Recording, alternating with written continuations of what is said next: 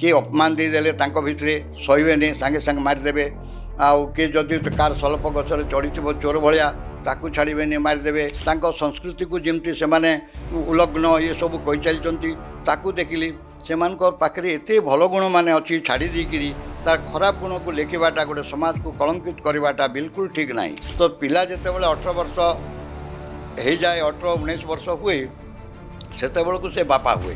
तो यही जो 8 वर्ष 10 वर्ष गोटे ब्रह्मचारिणी भाव में से जो झीटे रहे ताकू यही क्षेत्र में आम प्रशंसा करार कथा। बाहरिया लोक को से असम्मान करेंगे ना से सुंदर व्यवहार करती किंतु आम लोक प्रचार प्रसार कर देती जे से दुर्दांत देखले मार दिखती हसिले मार दिखती जदि हसिले आम कहीं क्या आक्षेप कर हसवा झीर जो झील को ठीक करने जाइए तार बाँ हाथर मध्यम आंगुली को आउ पिला गोटे तार मध्यम आंगुली छंदी धरी से माने गीत गाइबे से गीत है सेलाक बॉय साम मन तमने की राम तमने की न गुसंग तमना की न मणि भली बहु मैना मरी बहु तुमे हलदी बसंत बहु तुमे भूत प्रेत को शांति करने पूजा करती किंबा जिते बड़े जो पर्वपर्वाणी हेले से जो प्रेतात्मा भी गोटे जनारे दि जाए तापाई तेणु से बहुत सम्मान दिखती। तो से नाल जिते बड़े बसईदेवी अध घंटा बसईदेवी समस्त पाद मैंने पानी रही रही रही बतुरी जीव तापर पथर धरिक रेती भी धरिक सफा करी नख काटबी ये तो सब अस्त्र शस्त्र प्रिय धनु धरी से माओवादी भावुे आम बंधक धरते से धनु धरी भावुवे तेणु किसी ये नहीं जार बाटे से और से पंडा भाषा रिसर्च करने को जाइंट किंतु मत कहते पंडा यहाँ बड़ लोक मन कम तुम कौन जान आउ जोर मोर आसला मुझे देखी कि भाषा ये हम तर बही को मुझे धरली 180% त्रुटि लेखिक गवर्नमेंट को जनइली मुझे जिते बड़े महाप्रभु को मोर सबुदिन पूजा करें से भितर मत सहयोग कर गुरुदेव आउ प्रत्येक वनवासी को मुझे सब स्मरण करें जे मैंने मोर गुरुदेव बोली कोई ब्राह्मण भी से कम ना बहुत भल अच्छा कहीं से सत्यप्रिय से कपट नाई अहंकार नाई किसी नाई भल गुणटा आम लोक शिखुना मोर जीवन थिबा पर्यंत तुम मान सहित तुम भाषा कथा हेबी यहाँ ईश्वर कृपा आज मुझे भाषा कथा हूँ कनिया आणला बेलू मैना तम किमी मैना राबितम किमी मैना गुसंगतम बैरवंश करंबूर जानं कोई बैरवंश गुरंबूर जानं बैरवंश लगबाबूर जान बाईने कालीटू डाल हाणी जीवा भौणी कालीटू जीवा जंगल हाणी कालीटू जीवा हो बण हाणी आमे। दर्शक बंधु आमे समस्ते सब बेले विभिन्न प्रकार लोक को आज पर्यंत देखीचु किए लौह मानव तो किए पत्थर मानव बोली विवेचित करा जाए हेले मनीष ही मनीष को भल पाइबा यहाँ समस्त पाखे न थाए किसी लोक आज भी अच्छा जे कि मनीष ही मनीष को भल पाती आउ या सहित किसी लोक एमती भी अच्छा जे कि मनीष ही मनीष सहित मिसवा से विषय जाना बहुत भल पाती एथे बहुत लोग कहते जदि जड़े मनीष विषय गवेषणा कर तार ज्ञान पाठ ये सब रहा निहात दरकार किंतु ये सब जिनस को मात देते जड़े मनीष से मनीष जनक आदिवासी जनजाति फाइट करचंती पेशा तांकर ड्राइवर थिला खेले निशा लोक भल पाइबा लोक विषय जानिबा से न्याय देवा एवं से प्रतिटी जिनस को अनुसरण करवा एवं सरकार पाखे पहुँचार एकमात्र माध्यम आम आउ क्या कथा कहूनु आदिवासी जनजाति एवं जाति जी फाइट करचंती एवं जी आगु को आसचंती से सबुबले आमे ताको विषय आज जनइया चाहूँ से आउ कहीं नुहति से होचंती गोवर्धन पंडा आसतु आज आम सहित से अच्छा सीधा सड़क पचारा एभली भावना कहीं आसला जे कि सी आदिवासी जोटा कि बंडा जनजाति कह जाए सहित से बहुत दिन रही सहित काम एवं बयसर अपराह्न हेले सी थकी जाना सहित कम कर चलती आसतु सीधा सड़क पचारा कौन तांकर अनुभूति आ कौन कौन तांको विषय से जानी एवं कौन से समाज को वार्ता देइचंती आसतु सीधा सड़क पचारा। नमस्कार। नमस्कार। ଗୋବର୍ଦ୍ଧନ ବାବୁ କେତେ ବର୍ଷ ଆପଣ କାମ କରିଛନ୍ତି ଆଦିବାସୀ ଜନଜାତିଙ୍କ ସହିତ? ମୁଁ 1982ରେ ମୁଦଲିପଡ଼ା ବଣ୍ଡା ଜନଜାତିଙ୍କ ପାଖରେ ପହଞ୍ଚିଲି। ସେ ଯେତେବେଳେ ସେମାନଙ୍କୁ ମୁଁ ଦେଖିଲି ସେହି କ୍ଷଣି ମୋର ଆରମ୍ଭ ହୋଇଗଲା ସେମାନଙ୍କର ଭାଷା ସମ୍ପର୍କରେ, ତାଙ୍କର ସଂସ୍କୃତି, ତାଙ୍କର ପରମ୍ପରା ସମ୍ପର୍କରେ ଜାଣିବାର ପ୍ରୟାସ, ଯାହାକି ଆଜି ପର୍ଯ୍ୟନ୍ତ ଚାଲିଛି। ପ୍ରଥମେ ଜାଣିବା ପାଇଁ ଚାହିଁବୁ ଆପଣଙ୍କ କ୍ୟାରିୟର ବିଷୟରେ। ଘର କୋଉଠି, କେଉଁଠି ଜନ୍ମ ହୋଇଥିଲେ ଆଉ କ'ଣ କରିବା ପାଇଁ ଚାହିଁବେ? ମୋର ଘର ଆଜ୍ଞା ଜୁନାଗଡ଼ ଗାଁ, କଳାହାଣ୍ଡି ଜିଲ୍ଲାର। ମୁଁ ସେଠି ପଢ଼ାପଢ଼ି ମୋର ସେଠି ହେଇଛି। ହେଲେ ଛୋଟବେଳେ ମୋର ଗୋଟେ କ'ଣ କି ସେଟା ଭଗବାନଙ୍କ କୃପା ଏମିତି ଥିଲା ଯେ ବିଭିନ୍ନ ଯେମିତିକି ତେଲୁଗୁ, ଇଂଲିଶ, ପଞ୍ଜାବୀ ବିଭିନ୍ନ ଭାଷାକୁ ସେମାନଙ୍କର ଉଚ୍ଚାରଣ ଶୈଳୀକୁ ନେଇକରି ମୁଁ ଧଡ଼ାଧଡ଼ କଥା କହୁଥିଲି। ଅନେକ ପିଲାମାନେ, ସାଙ୍ଗମାନେ ସମସ୍ତେ ମୋତେ କହୁଥିଲେ ଟିକେ ଇଂଲିଶ କହ, ଟିକେ ତେଲୁଗୁ କହ। ତ ସେଭଳି ଶୈଳୀରେ ମୁଁ ଖାଲି କହି ଚାଲୁଥିଲି। ଏଭଳି କେତେ ବର୍ଷ ଗଲା, ମୁଁ ସେଟା ଭୁଲିଗଲି। ମାଟ୍ରିକ ପାସ୍ କଲି ଜୁନାଗଡ଼ରେ। ସେତେବେଳକୁ ମୋର ବାପା କହୁଥିବାଟା ମୁଁ ଶୁଣିଛି ଯେ ଗୋବର୍ଦ୍ଧନ ଯାଇକରି କୋରାପୁଟରେ କାମ କରିବ। ସତକୁ ସତ ବାପାଙ୍କର ଦେହାନ୍ତ ପରେ 4 ମାସ ପରେ ମୁଁ ଯାଇକରି ପହଞ୍ଚିଗଲି ମୁଦଲିପଡ଼ାରେ। ସେଠି ମୁଦଲିପଡ଼ାରେ ସେମାନଙ୍କୁ ଡ୍ରାଇଭର ଦରକାର ଥିଲା। ସେ ଜଣେ ବାବୁ ମୋତେ ପଚାରିଲେ ବଣ୍ଡା ହିଲ୍ସକୁ ଯିବ କି? ମୁଁ କହିଲି ଜଙ୍ଗଲ ପାହାଡ଼ ଭଲ ଅଛି। ହଁ ଅଛି କହିଲେ। ମୁଁ ତ ଭାରି ମୋତେ ଭଲ ଲାଗେ ଜଙ୍ଗଲ ପାହାଡ଼। ଯାଇକରି ପହଞ୍ଚିଲି ସେଠି। ଭାରି ଭଲ ଲାଗିଲା ସେ ଘାଟି, ବଣ୍ଡା ଘାଟି। ରାତି ରହିଲି।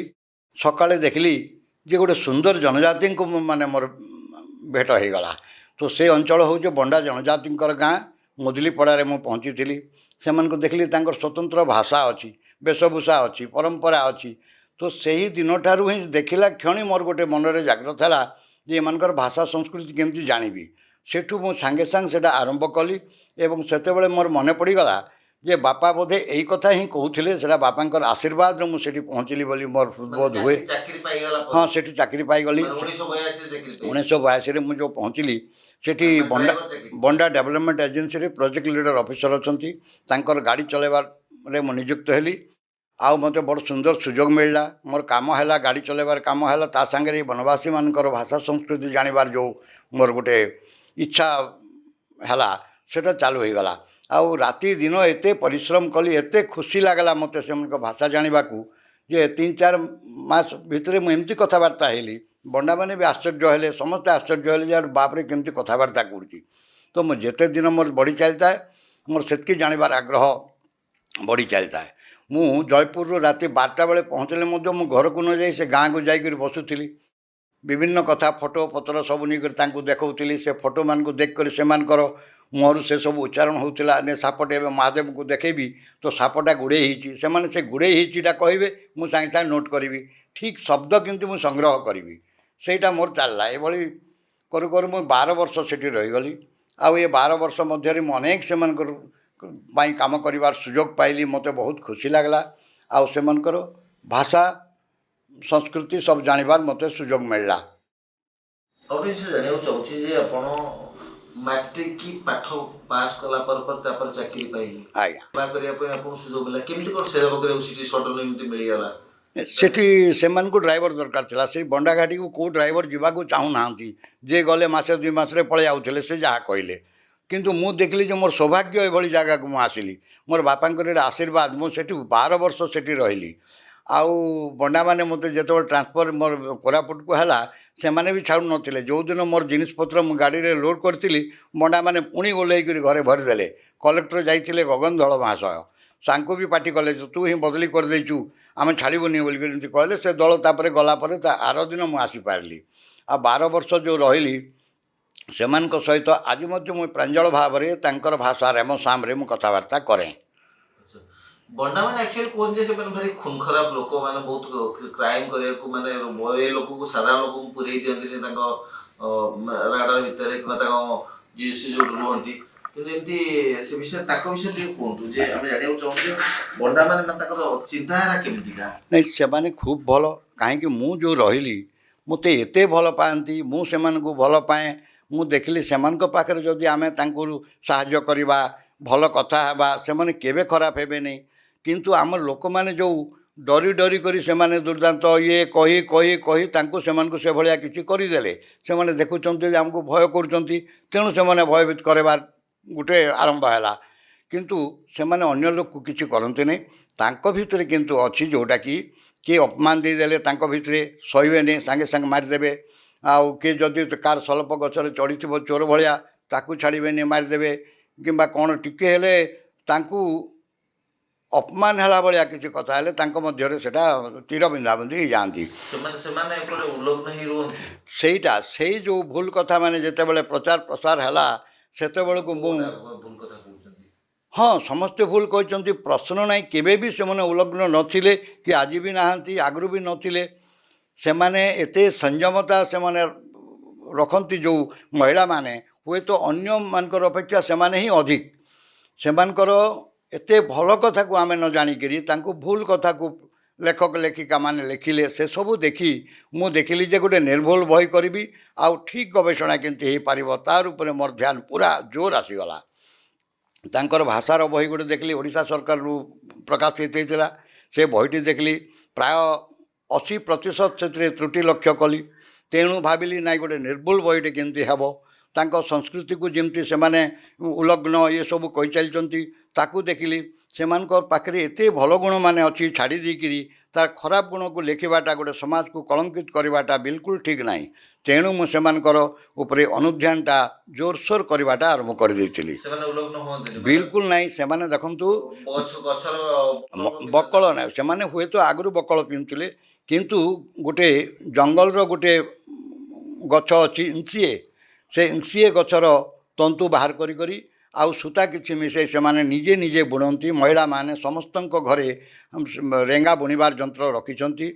ଆଉ ସେମାନେ ନିଜେ ନିଜେ ବୁଣନ୍ତି, ଯେଉଁଟାକି ଗୋଟେ ଆମର ମଫଲର ଭଳିଆ, ମାନେ ଫୁଟେ 10 ଇଞ୍ଚ 1 ଫୁଟ ଚଉଡ଼ା ଥିବ, 3 ଫୁଟ 3.5 ଫୁଟ ଏମିତି ଲମ୍ବ କରିକରି ସେମାନେ ଗୋଟେ ମୋଟା ଦରି ଭଳିଆ ଗୋଟେ ବୁଣନ୍ତି। ତାକୁ ସେମାନଙ୍କ ଭାଷାରେ ନଡ଼ିକ କହନ୍ତି।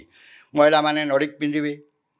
ଦେହରେ ପ୍ରାୟ 5-6 କିଲୋ ଓଜନର ସେମାନେ ବିଭିନ୍ନ ପ୍ରକାରର ମାଳି ସେମାନେ ଓଡ଼େଇ ହେବେ, ଯେଉଁଟାକି ଦେହକୁ ପୁରା ଢାଙ୍କିକରି ରହିବ। ଆଉ ଗଳାରେ ସଙ୍ଗୁ ବୋଲିକରି କହନ୍ତି, ଯେଉଁଟାକି ଆଲୁମିନିୟମର ବଳା 10-12ଟି ସେମାନେ ପିନ୍ଧିଥିବେ। ଆଉ ହାତରେ ଯେଉଁଟାକି ପାପୁଲି ଠାରୁ କହୁଣି ପର୍ଯ୍ୟନ୍ତ ସେମାନେ ସୁମରଇ ଆଲୁମିନିୟମର ସେଇଟା ଘୋଡ଼େଇ କରି ପୁରା କହୁଣି ପର୍ଯ୍ୟନ୍ତ ରଖିଥାନ୍ତି। ଆଉ ମୁଣ୍ଡରେ ସେମାନେ ଯେଉଁ ବାଳ କାଟିକିରି ସେଥିରେ ରେନାଙ୍ଗ ମୁଣ୍ଡମାଳି ସେଥିରେ ପିନ୍ଧନ୍ତି। ଆଉ ଗୋଟେ ଘାସର ଗୋଟେ ସୁନ୍ଦର ମାନେ ଡିଜାଇନର ସେମାନେ ନିଜେ ବୁଣିଥାନ୍ତି ତୁରାବୁ, ସେଇ ତୁରାବୁଟି ସେମାନେ ପରିଧାନ କରିଥାନ୍ତି। ଏଭଳି ସୁନ୍ଦର ବେଶଭୂଷା ଅଛି। ଦେଖନ୍ତୁ, ଅନେକ ଲୋକ ସେମାନଙ୍କୁ ଉଲଗ୍ନ ଥାଆନ୍ତି ବୋଲିକରି କହିଛନ୍ତି ଗୋଟେ ପୃଷ୍ଠାରେ, କିନ୍ତୁ ପର ପୃଷ୍ଠାରେ ଲେଖିଛନ୍ତି ସେମାନେ ବହୁତ ଅଳଙ୍କାର ପ୍ରିୟ, ସେମାନେ ଏତେ ମାଳି ପିନ୍ଧନ୍ତି, ଏଇଟା ପିନ୍ଧନ୍ତି। ଏଥିରୁ ଲୋକ ଦ୍ୱନ୍ଦ୍ୱରେ ରହିଯିବେ, ସେ ଉଲଗ୍ନ କଥାଟା ମିଛ। ସେଇ ପ୍ରକୃତରେ ସେ କ'ଣ ମାନେ ଉଲଗ୍ନ ଅବସ୍ଥାରେ ଥାଆନ୍ତି ନା ଅଳଙ୍କାର ପିନ୍ଧିକି? ଅଳଙ୍କାର ପିନ୍ଧିକରି ସେମାନେ ବହୁତ ସଂଯମୀ, ବହୁତ ସଂଯତ ସେମାନେ ମହିଳାମାନେ। ତାଙ୍କ ତୁଳନାରେ ଅନ୍ୟମାନେ ସବୁ କମ୍ ପଡ଼ିଯିବେ। ଆଜିକାଲି ଆମର କେମିତି ମାନେ ବେଶ ଦେଖାଇବାର ଯେଉଁ ପ୍ରବୃତ୍ତି ରହିଛି ତାଙ୍କ ପାଖରେ ବିଲକୁଲ ନାହିଁ। ସେମାନେ ବହୁତ ଭଲ। ଏବେ ଦେଖନ୍ତୁ, ସେମାନଙ୍କର ବିବାହଟା ଗୋଟେ 10-12 ବର୍ଷର ପିଲାକୁ ଗୋଟେ 16-18 ବର୍ଷର ଝିଅ ବାହା ହେଇଥାଏ। ତାକୁ ଧରିକରି ଅନେକ ଲୋକ ସନ୍ଦେହ କରିଛନ୍ତି ଗୋଟେ ପିଲାଟା ବୋଲିକରି, କିନ୍ତୁ ସେମାନେ ଅସଲ କଥା ବୁଝିନାହାନ୍ତି। ଏବେ ଯେତେବେଳେ ବଣ୍ଡାମାନେ ଅସ୍ତ୍ରପ୍ରିୟ ଏବଂ ନିଶାପ୍ରିୟ, ସେମାନେ ଛୋଟ ବୟସରୁ ସେମାନେ ଅସ୍ତ୍ରଶସ୍ତ୍ର ଧରନ୍ତି। ଛୋଟ ବୟସରୁ ସେମାନେ ବିଭିନ୍ନ ପ୍ରକାର ମଦ ନିଜେ ତିଆରି କରିକରି ସେମାନେ ପିଅନ୍ତି।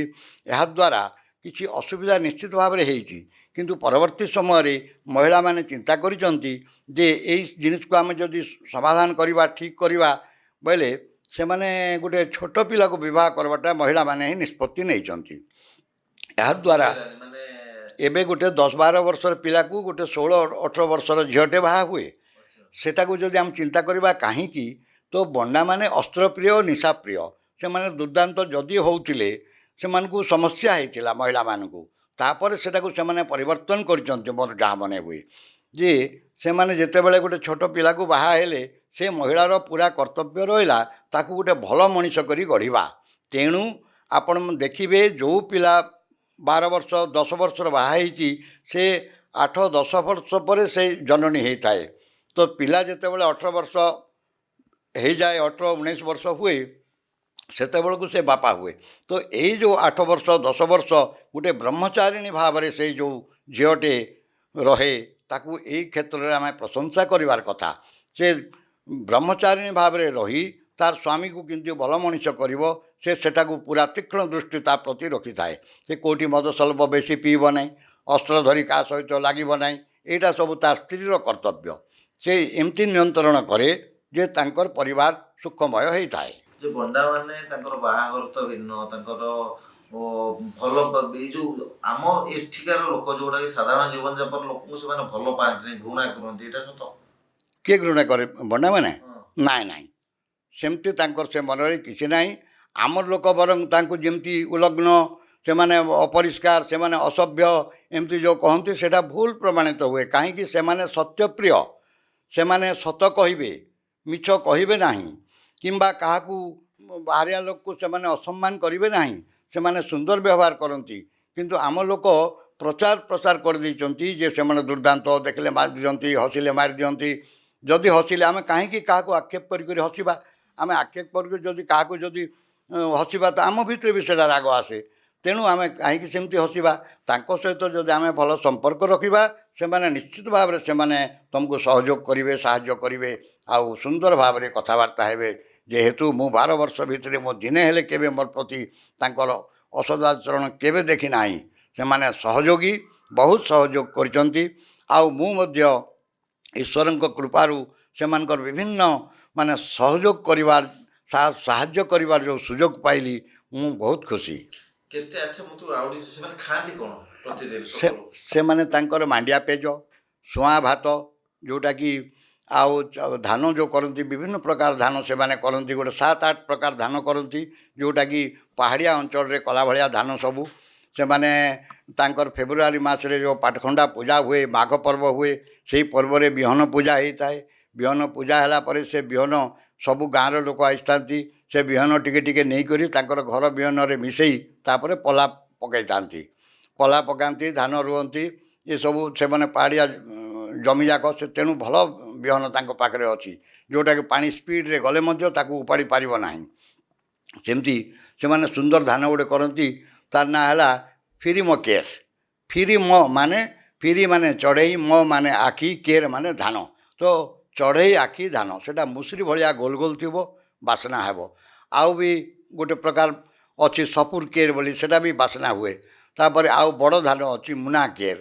ଏମିତି ହେଇକରି ବିଭିନ୍ନ ଧାନ ସେମାନେ କରନ୍ତି। ଅଳ୍ପ ଧାନ ହୁଏ ଯେହେତୁ ଦୁଇଟା ପାହାଡ଼ର ମଝି ଅଞ୍ଚଳଟା ଯେଉଁଟା ଝରଣା ପାଣି ଯାଉଥିବ ସେଇ ଜମିମାନେ କରି ସେଥିରେ ସେମାନେ ଧାନ ଚାଷ କରନ୍ତି। ଆଉ ଡଙ୍ଗର ପାହାଡ଼ରେ ସେମାନେ ସୁଆଁ, ମାଣ୍ଡିଆ, କାଙ୍କଡ଼ା ଆଖି ବିଭିନ୍ନ ଏସବୁ କରନ୍ତି। ଆଉ ଘରେ ଘରେ କିଛି କିଛି ପରିବା ପନିପରିବା ବି କରନ୍ତି। ସେମାନେ ଯେଉଁ ଆଉ ଗୋଟେ ଜିନିଷ ଜାଣିବାକୁ ଚାହିଁବା, ସେମାନେ ଯେଉଁ ଖାଇବା ତାଙ୍କ କଥା କହିଲେ, ଖାଦ୍ୟପେୟ କଥା, ରୋଷେଇ କରି ନିଜେ ଖାଆନ୍ତି ନା ତେଲ ମସଲା ଖାଆନ୍ତି? ନା ତେଲ ମସଲା ବହୁତ କମ୍। ତେଲ ମସଲା କୋଉଠୁ ପାଆନ୍ତି ସେମାନେ? ସେମାନେ ସବୁ ସେଆଡ଼େ ଅନକାଡେଲି ହାଟକୁ ଯିବେ କିଛି ଲୋକ, କିଛି ଲୋକ ମୁଣ୍ଡିଗୁଡ଼ା ହାଟ ଆସିବେ, ଆଉ କିଛି ଗୋବିନ୍ଦପାଲି ହାଟ ଆସିବେ। ଏଇ 3ଟା ଗାଁକୁ ସେମାନେ ହାଟ ପାଇଁ ଯାଆନ୍ତି। ଆଉ ସେମାନେ ଯେଉଁ ପଣସ ମଞ୍ଜି, ପଣସ, ଆମ୍ବ, ଯାହା କିଛି ଜଙ୍ଗଲ ତାଙ୍କର ସବୁ ପାଇଥିବେ ସେସବୁ ନେଇକରି ବିକ୍ରି କରିବେ। ତା ବଦଳରେ ସେମାନେ ଲୁଣ, ଶୁଖୁଆ, ଏସବୁ ଜିନିଷ, ତେଲ, ହଳଦୀ ଯାହା ଦରକାର ସେମାନେ ସେଠୁ ଧରିକରି ଆସିବେ। ତାଙ୍କର ଆଉ ଗୋଟେ ଜିନିଷ, ଯେଉଁ 10-12 ବର୍ଷର ପୁଅ ଗୋଟେ 20 ବର୍ଷର ମହିଳାକୁ ବାହା ହୁଏ, ମାନେ ଯୁବତୀକି ବାହା ହୁଅନ୍ତି ନା ମହିଳାକୁ? ଯୁବତୀକୁ, ଅନୁଡ଼ା ଯୁବତୀ ହିଁ ବାହା ହେଇଥାଏ ପ୍ରଥମ ଥର। ଆଉ ସେଇଥିପାଇଁ ଦେଖନ୍ତୁ ତାଙ୍କର ଯେଉଁ ପ୍ରକାର ଅଛି, ପ୍ରତ୍ୟେକ ଗାଁରେ ଗୋଟେ ଗୋଟେ ଧାଙ୍ଗଡ଼ି ବସା ଅଛି। ଧାଙ୍ଗଡ଼ି ବସା ପ୍ରତ୍ୟେକ ଗାଁରେ, ବଡ଼ ଗାଁ ଦେଖିକରି 2-3ଟା ଘର ବି ଥାଏ। ଯେମିତିକି ଅଣ୍ଡରା ହଲ୍ ଗାଁରେ 3-4ଟା ଅଣ୍ଡରା, ଯେଉଁଟାକି ଧାଙ୍ଗଡ଼ି ବସା ଥିବ। ଧାଙ୍ଗଡ଼ି ବସା ହେଉଛି ଇଙ୍ଗେର ସୁଂ। ଇଙ୍ଗେର ମାନେ ଯୁବା, ଆଉ ସୁଂ ମାନେ ଘର, ଯୁବତୀଙ୍କ ଘର। ସେଭଳି ପିଲାମାନଙ୍କର ପାଇଁ ବି ଗେରସୁଙ୍ଗ ଥାଏ, ଯେଉଁଟାକି ଯୁବକ ପିଲାମାନେ ଯେଉଁମାନେ ବିବାହ ଯୋଗ୍ୟ ସେମାନେ ସେଠି ଯାଇକରି ରାତିରେ ଶୁଅନ୍ତି। ଏଇ ଝିଅମାନେ ଗୋଟେ ବୁଢ଼ୀ ଘର ଦେଖିକରି ସେଇ ଗେରସୁଙ୍ଗ କରିଥାନ୍ତି, ସେଠି ରହନ୍ତି। ରାତିରେ ତାଙ୍କର ଧାନ କୁଟା, ସେ ମାଣ୍ଡିଆ ଚୁରା, ଏସବୁ ଯାହା କାମ, ମାଳି ଗୁନ୍ଥିବା, ଏସବୁ କାମ ସେଠି କରନ୍ତି। ଆଉ ଯେଉଁ ବୁଢ଼ୀ ଲୋକ ଥାଏ ତାର ଅନୁଭୂତି ସମ୍ପନ୍ନ କଥା ସବୁ ଶୁଣନ୍ତି, ଗପସପ ହୁଏ, ଏମିତି ରହନ୍ତି। ହେଲେ ଏମାନଙ୍କୁ ଯେତେବେଳେ କନ୍ୟା ଠିକ୍ କରିବାକୁ ଯାଆନ୍ତି ସେ ସମୟ ତାଙ୍କର ଅଛି ବର୍ଷାକାଳୀନ 4 ମାସ ମଧ୍ୟରେ ସେମାନେ ଝିଅ ଠିକ୍ କରିଯିବେ। ଆଉ ଯୁବକମାନେ ଗାଁ ଯେଉଁ ପିଲା ପାଇଁ 10-12 ବର୍ଷର ପିଲା ଗୋଟିକୁ ନେଇକରି ତାର କକା, ତାର ଭାଇ, ତାର ପଡ଼ୋଶୀ, ପାଖର ଗାଁର ପିଲାମାନେ 10-12 ଜଣ ହେଇକରି ରାତିରେ ବାହାରିବେ। ଗୀତ ଗାଇ ଗାଇ ଯାଇକରି ସେ ଗାଁରେ ପହଞ୍ଚିବେ। ଆଉ ସେ ଗାଁରେ ପହଞ୍ଚିଲେ ଝିଅମାନେ ବି ଜାଣିବେ ଏଇଠି ଗୋଟେ ଗାଁର ଲୋକମାନେ ଆସୁଛନ୍ତି ବର୍ଷା ମାସରେ, ଏଇଟା କେବଳ 4 ମାସ ସମୟ ମଧ୍ୟରେ ସେ ଗାଁରେ ପହଞ୍ଚିଲେ ଏମାନେ ବି ସେମାନଙ୍କୁ ନିଆଁ ପୋଇବା ପାଇଁ ବସେଇବେ, କରିବେ, ତାଙ୍କର ଭାବର ଆଦାନ ପ୍ରଦାନ ହେବ, ଏମିତି କଥାବାର୍ତ୍ତାରେ କିଛି ସମୟ ବିତିବ। ତାପରେ ସେମାନେ ଯେଉଁ ଝିଅକୁ ଠିକ୍ କରିବା ପାଇଁ ଯାଇଥିବେ ତାର ବାଁ ହାତର ମଧ୍ୟମ ଆଙ୍ଗୁଳିକୁ ଆଉ ପିଲା ଗୋଟିଏ ତାର ମଧ୍ୟମ ଆଙ୍ଗୁଳିରେ ଛନ୍ଦି ଧରି ସେମାନେ ଗୀତ ଗାଇବେ। ସେଇ ଗୀତ ହେଲା ସେଲାକ୍ ବୟ ସାମ୍। ସେଲାକ୍ ବୟ ସାମ୍ ମାନେ କନିଆ ମନେଇବା ଗୀତ। ସେ ପିଲାମାନେ ଗାଇବେ, ମାନେ ତମନେ କିମି ରାମ ତମନେ କିମି ନ ଗୁସାଙ୍ଗ ତମନା କିମି ମୟନାନ ବଣି ଭଳି ବହୁ ମଇନାମରେ ବହୁ ତୁମେ ହଳଦୀ ବସନ୍ତ ବହୁ ତୁମେ, ଏଭଳି ଉପମିତ ଭାବ ଦେଇକରି ସେଇ ଝିଅକୁ ମନେଇବାର ଗୀତ ଗାଇବେ। ତାପରେ ସେମାନେ ଘଣ୍ଟେ 2 ଘଣ୍ଟା ଏମିତି ସମୟ ଧରିକି ଗୀତମାନ ଚାଲିବ। ତ ସେ ପିଲାର ଗାଁର ପରିବେଶକୁ ନେଇକରି ତାଙ୍କର କେତେ ଡଙ୍ଗର ଅଛି, ଜମି ଅଛି, କେଉଁଠି ଝରଣା ଅଛି, କେଉଁଠି ପଥର ଅଛି, ଏସବୁ ସେଇ ଗୀତରେ ସଂଯୋଜନା ହେଇଥିବ। ତ ସେ ପରିବେଶ ସମ୍ପର୍କରେ ସେଥିରେ ସେମାନଙ୍କୁ ସେ ଗୀତ ମାଧ୍ୟମରେ ଜଣେଇ ଦିଅନ୍ତି। ଏଭଳି ଗୀତ ଚାଲେ। ରାତି 4ଟା ବେଳକୁ ପୁଣି ସେମାନେ ନିଜ ନିଜ ଗାଁକୁ ଫେରି ଆସନ୍ତି। ଏଭଳି ଯେଉଁ 4 ମାସ ଧରିକରି ସେମାନେ ଯାଆନ୍ତି। ଆଉ ଝିଅ ପାଇଁ ଗୋଟେ ଖଡ଼ୁ ନେଇଥାନ୍ତି। ସେ ଝିଅ ଖଡ଼ୁ ଗ୍ରହଣ କଲେ ତାଙ୍କର ଫାଇନାଲ୍ ହେଇଗଲା ବୋଲି ଜାଣିବେ। ଆଉ ସେ ଖଡ଼ୁ ଗ୍ରହଣ ନ କଲା ପର୍ଯ୍ୟନ୍ତ ସେମାନେ କଣ୍ଟିନ୍ୟୁଅସ୍ ସେ 4 ମାସ କାଳ ଯିବେ। ଯଦି ସେ ବର୍ଷ ନ ହେଲା ପୁଣି ଆସନ୍ତା ବର୍ଷ ବର୍ଷା ମାସରେ ଯିବେ। ସେ ଡେରି କାହିଁକି ହୁଏ? ସେ ଝିଅ ଦେଖେ ଯେ ତାର ଯଦି ଭାଇ ଗୋଟେ ଥିବ, ସେ ଭାଇ ପାଇଁ ବୋହୂଟିଏ ଆଣିଲେ ହିଁ ସେ ଯିବାକୁ ଚାହେଁ। ଯେହେତୁ ବଣ୍ଡା ଝିଅଟିଏ ସବୁବେଳେ ତାର ବାପା ମାଆକୁ ସାହାଯ୍ୟ ସହଯୋଗ କରିବାର ତାର ବହୁତ ଇଚ୍ଛା ଥାଏ, ସବୁବେଳେ ତାର ସେଟାକୁ ପ୍ରାଧାନ୍ୟ ଦେଇଥାଏ। ତେଣୁ ସେ ବାହା ହେବା ପାଇଁ ଯିବା ପାଇଁ ଶୀଘ୍ର ରାଜି ହୁଏ ନାହିଁ। ସେ ଗୋଟେ ଯଦି ବୋହୂ ଆଣିଥିବ, ଘରେ ଗୋଟେ ଝିଅ କିଏ ଗୋଟେ ସାହାଯ୍ୟ କରିବା ଲୋକ ଆସିଗଲା ପରେ ସେ ଖଡ଼ୁଟି ଗ୍ରହଣ କରେ। ସେ ଖଡ଼ୁଟି ଗ୍ରହଣ କଲା ପରେ ଏମାନେ ହେଇଯାଏ, ହଁ ଫାଇନାଲ୍ ହେଇଗଲା, ତାପରେ ଆଉ ଯିବେନି। କିମ୍ବା ଖଡ଼ୁ ନେଲା ପରେ ଅନ୍ୟ ଗାଁର ସବୁଆଡ଼େ ପ୍ରଚାର ହେଇଯାଏ। ଅନ୍ୟ କୌଣସି ଲୋକ ଆଉ ଚେଷ୍ଟା କରନ୍ତି ନାହିଁ ଯେ ସେ ବୋହୂ ତାକୁ ଆଉ ବୋହୂ କରିବା ବୋଲିକରି। ଏଇ ଯେଉଁ ବୁଝାମଣା ତାଙ୍କର ପ୍ରଶଂସନୀୟ। ଜଣେ ସେଥିପାଇଁ ଗଣ୍ଡଗୋଳ କି ଝମେଲା କିଛି ହେବାର ଆଉ ଦେଖାଯାଏ ନାହିଁ। ପୁଅ ପୁଅ ଏଇ ବାହାଘର ନିୟମ କେମିତି କ'ଣ? ଆମର ଯେମିତି ବାହାଘର ହୁଏ ବାଜା ବାଣ ବାଜା ବାଣ ସେମିତି ନାହିଁ। ଦେଖନ୍ତୁ ଏବେ ଏ ଝିଅ ଠିକ୍ ହେଇଗଲା। ଠିକ୍ ହେଇଗଲା ପରେ ଯେତେବେଳେ ଶସ୍ୟ ଅମଳ ହେବ ସେ ସମୟରେ ପୁଅର ବାପା ମା ଖବର ଦେବେ ଝିଅକୁ। ଝିଅ ତାର ସାଙ୍ଗ ସହିତ ସେ ଗାଁକୁ ଆସିବ। ଏଇ ଧାନ ମାଣ୍ଡିଆ ଏଇଟା କଟାକଟି ସମୟରେ ସେ ଯେତେବେଳେ ଆସିବ, ସେ ତାର ଭେଣେଇ ଘରେ କି ମାମୁଁ ଘରେ କାହା ଘରେ ଗୋଟେ ରହିବ। ସେମାନଙ୍କର ଅଛି ନିୟମ, ଶନିବାର ଦିନ ଆସିବେ, ମଙ୍ଗଳବାର ଦିନ ଫେରିବେ। ଆଉ ମଙ୍ଗଳବାର ଆସିଲେ ଶନିବାର ଦିନ ଫେରିବେ। ଏ 2ଟା ଦିନ ଛଡ଼ା ଅନ୍ୟ ଦିନ ଆସିବେ ନାହିଁ କି ଅନ୍ୟ ଦିନ ଯିବେ ନାହିଁ। ତ ଯଦି ଶନିବାର ଦିନ ଆସିଛି ସେ ତାର ଭେଣେଇ ଘରେ ମାମୁଁ ଘରେ ରହିବ। ପୁଣି ଆର ଦିନ ସକାଳେ ସେ ବର ଘରର ବାପା ମା ସାଙ୍ଗରେ ବର ସାଙ୍ଗେ ଯାଇକରି ତାଙ୍କ ଜମି ଡଙ୍ଗରରେ କାମ କରିବ, ତାଙ୍କ ସହିତ ସହଯୋଗ କରିବ।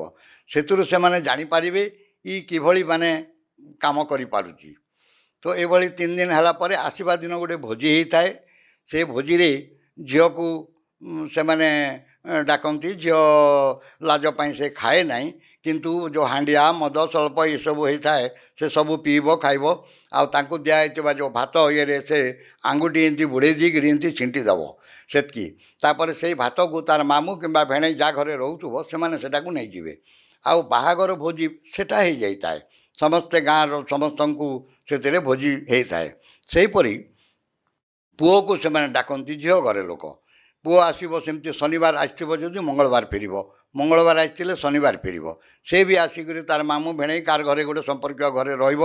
ଆଉ ତାର ଆର ଦିନ ଝିଅ ଘରର କାମରେ ଯାଇକରି ସାହାଯ୍ୟ କରିବ। ସେମାନେ ୟାକୁ ଜାଣିପାରିବେ ଯେ କେମିତି କାମ କରିପାରୁଛି ଇଏ। ଏଇ ବୁଝାମଣା ହେଇଯାଏ। ପୁଣି ଆସିଲା ଦିନ ପିଲାକୁ ବସେଇକରି ସେମିତି ଭୋଜି ଭାତ ଗୋଟେ ଆୟୋଜନ କରିଥାଏ କନ୍ୟା ପିତା। ସେ ଭୋଜି ଭାତ ହେଲା ପରେ ସେ ଖାଆ ପିଅ କରି ତାକୁ ପୁଣି ତାର ଗାଁର ଲୋକ ଗୋଟେ 2 ଲୋକ ହେଇକରି ଆସିକରି ତା ବାପା ମା ଘରେ ଛାଡ଼ି ଦେଇକରି ଯାଆନ୍ତି। ଏଇଟା ହେଲା ପରେ ତାଙ୍କର କନ୍ୟା ଆଣିବାର ସମୟ ହେଲା ପୌଷ ପର୍ବ ପରେ 15 ଦିନ ଭିତରେ। ପୌଷ ପର୍ବ ପରେ ଯେଉଁ 15 ଦିନ ହେଲା ସେମାନେ ସେଇ ମଙ୍ଗଳବାର ଆଉ ଶନିବାର ମଙ୍ଗଳବାର ଏମିତି 2 ସପ୍ତାହର 4 ଦିନ ହିଁ କେବଳ ସମୟ। ସେ ସମୟରେ ଝିଅକୁ ଡାକିବାକୁ ଗାଁର ମହିଳାମାନେ ଯାଇଥିବେ। ଆଉ ଗାଁର ମହିଳାମାନଙ୍କ ପାଇଁ ସେ କନ୍ୟା ପିତା ଖାଇବା ପିଇବା ବ୍ୟବସ୍ଥା କରିଥିବ ସେଠି ଖାଆ ପିଅ କରି କରି ରାତି 8ଟା 9ଟା ବେଳେ ସେ ଘରୁ ବାହାରି କରି କନ୍ୟାକୁ ଡାକି ଆଣିବେ। ସେତେବେଳକୁ ସେମାନେ ଗୀତ ଗାଇ ଗାଇ 5 7 10 କିଲୋମିଟର ସେମାନେ ଅତିକ୍ରମ କରି ଚାଲନ୍ତି। ସେଇ ଗୀତ ହେଲା why boy Sam. Why boy Sam ଅର୍ଥ ୱାଏ ମାନେ ଡାକିବା, ବୟ ମାନେ ଝିଅ, ସାମ୍ ମାନେ ଗୀତ। ତ କନ୍ୟା ଡାକି ଆଣିବା ଗୀତ। ସେଠି ସେଇଭଳି ସେ ଯେଉଁ ଶବ୍ଦ ମାନେ ସଂଯୋଜନା କରି ଯେଉଁ ଗାଇଥିବେ ସେଲାକ ବୈଶାମରେ ସ୍ୱର ଭିନ୍ନ ହେଇଯିବ। ଝିଅମାନେ ଗାଇବେ मैना तम किमि मैना राम भी तम किमि मैना गुसांत। ସେଇ ଶବ୍ଦ ଲାଗିଲା କିନ୍ତୁ ସ୍ୱର ଭିନ୍ନ ହୋଇଗଲା। ଏଭଳି ଗୀତ ଗାଇ ଗାଇ ଗାଇ ଗାଇ ଆଣିକରି ପହଞ୍ଚେଇ ଦେବେ। ଝିଅକୁ ନେଇକରି ଧାଙ୍ଗଡ଼ି ବସାରେ ରଖିବେ। ଝିଅମାନେ ବଡ଼ ସୁନ୍ଦର ବ୍ୟବହାର କରି କରି ତାକୁ ଆମ ଭାଉଜ ଆଇଛି ବୋଲିକରି ସେମାନେ ତାର ପ୍ରତି ବହୁତ ଧ୍ୟାନ ଦେବେ। ତାକୁ ରଖିବେ ସେଠି। ସକାଳେ ଗାଧୋଇବା ପାଇଁ ଝରଣାକୁ ନେଇଯିବେ। ଆଉ ଝିଅ ତା ଘରୁ କିଛି ଚାଉଳ ନେଇକରି ଯାଇଥିବ। ସେ ଚାଉଳକୁ ଯାଇକରି ସେଠି ସେ ରାନ୍ଧିବ। ପାଣି ସେମାନେ ଗରମ କରି ବସେଇ ଦେଇଥିବେ। ଏଇ ନୂଆ ବୋହୂ ଯାଇକରି ସେ ଚାଉଳ ପକେଇକରି ସେ ଭାତ କରିଦେବ। ଆଉ ସେ ଭାତ କଲେ ଅବିବାହିତା ଝିଅମାନେ ହିଁ କେବଳ ଖାଇବେ, ଅନ୍ୟ କାହାକୁ ଦେବେ ନାହିଁ। ଆଉ ଝିଅକୁ ଧାଙ୍ଗଡ଼ି ବସାରେ ନେଇକି ରଖିବେ। ଧାଙ୍ଗଡ଼ି ବସାରେ ରଖିଲେ ସେ ସେଠି ରହିବ। ଆଉ ଝିଅ ଚେଷ୍ଟା କରୁଥିବ କେମିତି କରି ଖସିକରି ତା ଘରକୁ ଟିକେ ପଳେଇଯିବ। ଆଉ ଏ ଝିଅମାନେ ଜଗିଥିବେ ତାକୁ କେମିତି ଯେମିତି ଅବହେଳା କରିବେନି, ଜଗିଥିବେ। ଆଉ ସୁଯୋଗ ପାଇଗଲା ବୋଲେ ସେ ପଳେଇଯିବ ତା ଘରକୁ। ତା ଘରକୁ ପଳେଇଗଲେ କ'ଣ ହେବ ନା ଆଉ ଥରେ ମାନେ ପୁଅର ବାପା ପୁଅର ମା' କାକି ଖୁଡ଼ି ମିଶିକରି ଆଉ ଥରେ ଯିବେ, ଆଉ ଥରେ ଡାକି ଆଣିବେ। ଏଇଟା ତାଙ୍କର ଗୋଟେ ଅଛି। ନିୟମ ଅଛି ବାହାଘର କଥା କହିଲେ। ଡିମାଣ୍ଡ କଥା ଯେଉଁ ଆସେ, ଡାଉରୀ କଥା, ଡାଉରୀଟା ସେତେବେଳେ ସେଟା କରନ୍ତି। ସେମାନଙ୍କୁ ଗୋରୁ ଦେବାକୁ ପଡ଼େ, କିଛି ଚାଉଳ, କିଛି ଏମିତି ଧାନ ଏସବୁ ଦେବାକୁ ହୁଏ। ସେଟା ସେମାନେ ଝିଅ କେବେ ସୁଦ୍ଧା ମା ହେବାକୁ ମାନେ ଠିକ୍ କରନ୍ତି, ମାନେ ଡିସିସନ୍ ନିଅନ୍ତି। ସେଟା ଯେତେବେଳେ ପିଲାଟା 10-12 ବର୍ଷ ହେଇଥିବ ସେ ପିଲାକୁ ସେ ମାନେ ତୀକ୍ଷ୍ଣ ନଜର ରଖେ ଯେ ଗୋଟେ ଭଲ ମଣିଷ, ସେ କାହା ସଙ୍ଗେ ଲାଗିବ ନାହିଁ, ମଦ ସଲବ ପିଇକରି କାହା ସଙ୍ଗେ ଗଣ୍ଡଗୋଳ କରିବ ନାହିଁ। ଏଇ ଯେଉଁ ଦାୟିତ୍ୱଟା ନିଏ ଏଇଟା ପ୍ରଶଂସନୀୟ। ତ ସେ ଜଗି ରହେ ସେମିତି। ତେଣୁ ଯିଏ ବାହା ହେଇକରି ଯାଇଛି ଗୋଟେ ଝିଅ, ଅନୁଡ଼ା ଝିଅଟେ 8-10 ବର୍ଷ ପରେ ସେ ଜନନୀ ହେଇଥାଏ। এইটা বড় প্রশংসা করা কথা। কিন্তু কিছু আমার লেখক লেখিকা এসবুক ধ্যান নে ଦେଇକରି ଅନ୍ୟ କଥା ମାନେ ତାଙ୍କୁ କଳଙ୍କିତ କରିଛନ୍ତି, ଯାହା ଦେଖିକରି ମୋତେ ବହୁତ କଷ୍ଟ ଲାଗିଥିଲା। ଏବଂ ମୁଁ ବହୁତ ମାନେ ନଜର ରଖିଲି ସେସବୁ ବିଷୟକୁ। ମୁଁ ଦେଖିଲି ଯେ ସେମାନେ ଯଦି ସେମାନେ ଭୁଲ କଥା କହୁଛନ୍ତି ତ ସେ ବାହା ହେଇକରି 2 ବର୍ଷ ଭିତରେ ସେ ଜନ୍ମ ହେଇଯିବା କଥା, ହୁଏ ନାହିଁ। ସେ 8-10 ବର୍ଷ ପରେ କାହିଁକି ରୁହେ? ପିଲାଟା ଯେତେବେଳେ ଯୁବାବସ୍ଥାକୁ ଆସେ ସେତେବେଳେ ସେ ବାପା ହୁଏ, ସେ ମା ହୁଏ।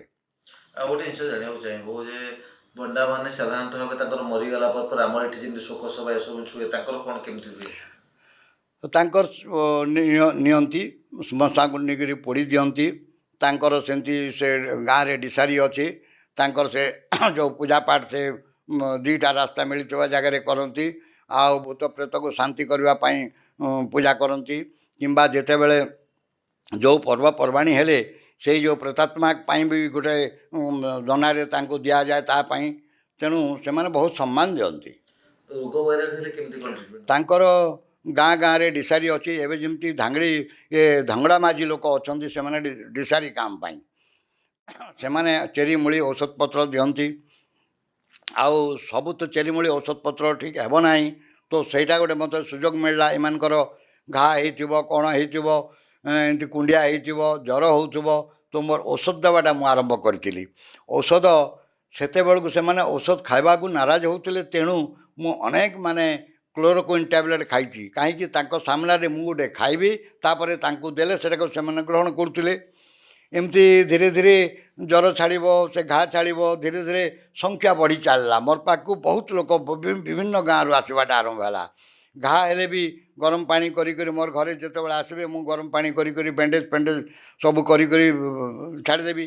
ତାର ଦିନ ବୋଇଲେ ସେମାନେ ଯଦି ଆସିବେନି, ମୁଁ ଖୋଜି ଖୋଜି ଯିବି କେଉଁ ଡଙ୍ଗରରେ ସେ କାମ କରୁଥିବ, ତା ଡଙ୍ଗରକୁ ଯାଇକରି ମୁଁ ତାର ଘା ସଫା କରିକରି ସେ ଘା ଛାଡ଼ିବା ପର୍ଯ୍ୟନ୍ତ ମୁଁ ନଜର ରଖିବି। ତ ଏଇ ଯେଉଁ ସୁଯୋଗ ମୋତେ ଭାରି ଖୁସି ଲାଗୁଥିଲା।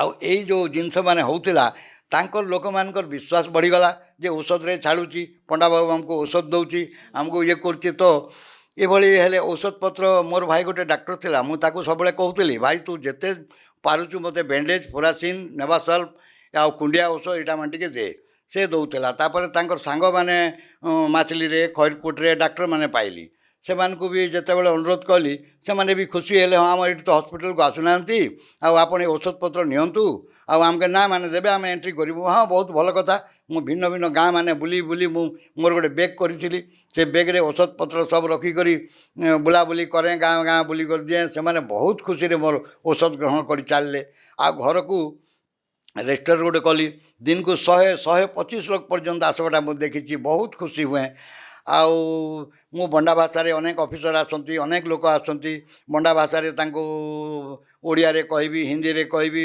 ଇଏ କହିବି ଏ କାମ ଦେଖିକରି ପୁଣି ସରକାରୀ ସ୍ତରରୁ ଆସିଥାନ୍ତି ସେମାନଙ୍କୁ ମୁଁ କୋରାପୁଟ ଛାଡ଼ିବାକୁ ଯାଏଁ କୋରାପୁଟ ଛାଡ଼ିବାକୁ ଗଲେ କିଏ କିଏ ଖୁସି ହେଇକରି ମୋତେ କିଛି ପଇସା ଦେବାକୁ ଚାହାନ୍ତି କିନ୍ତୁ ମୁଁ ସେତେବେଳେ ତାଙ୍କୁ ମେଡ଼ିସିନ ଦୋକାନରେ ରଖିଦେଇକରି କହେ ସାର୍ କିଛି ମେଡ଼ିସିନ ଦିଅନ୍ତୁ ଲୋକମାନଙ୍କୁ ଦେବା ପାଇଁ ସେମାନେ ବହୁତ ଖୁସିର ସହିତ ସେ ଔଷଧପତ୍ର କିଛି କିଣି ଦିଅନ୍ତି ଆଉ ସେଇଟା ମୋତେ ସୁବିଧା ହେଇଯାଉଥିଲା ଏମିତି ଦିଆଦୁଇ କରୁ କରୁ ଗଗନଧଳ କଲେକ୍ଟର ସାର୍ ବି ଦେଖିଲେ ଯେଉଁ ଗାଁକୁ ଗଲେ ସମସ୍ତେ କହିଲେ ପଣ୍ଡାବାବୁ ଆମକୁ ଔଷଧ ଦେବ ନାଇଁ ଆମେ ଡାକ୍ତର ଜାଣୁନି ପଣ୍ଡାବାବୁ ଏକା ଦେବ ସବୁ ଗାଁରେ ଶୁଣିଲା ପରେ ମୋତେ କହିଲେ ପଣ୍ଡା ଆଉ ମୁଇଁ କହିଲି ସାର୍ ହଁ ଏଇ ତାଙ୍କୁ କାଛୁକୁଣ୍ଡିଆ ହୁଏ ତାଙ୍କୁ ମ୍ୟାଲେରିଆ ହୁଏ ତାଙ୍କୁ ଏଇଟା ମାନେ ହୁଏ ଏଇ ଜିନିଷ ମାନେ ତେଣୁ ସେ ଥରେ ଆସିଥିଲେ ସବୁ ଗାଁରେ ବୁଲାବୁଲି କରି ମେଡ଼ିସିନ କଥା ପଚାରିଲେ ସମସ୍ତେ କହିଲେ ପଣ୍ଡାବାବୁ ଦେବ ତ ସେ ମୋତେ ଗୋଟେ ଜିପ୍ରେ ଫୁଲ୍ ମେଡ଼ିସିନ ମୋତେ ପଠାଇଦେଲେ ବହୁତ ବଢ଼ିଆ ହେଲା ମୁଁ ଲୋକଙ୍କୁ ବଡ଼ ସୁନ୍ଦର ଭାବେ ଏ ଯେଉଁ ପତଳା ଝାଡ଼ା ହେବା ଇଏ ହେବ ଏସବୁ ଔଷଧ ଯାକ ଦେଲେ ମୁଁ ତାକୁ ରଖିକରି ଗାଁ ଗାଁ ବୁଲିକରି ଦେଲି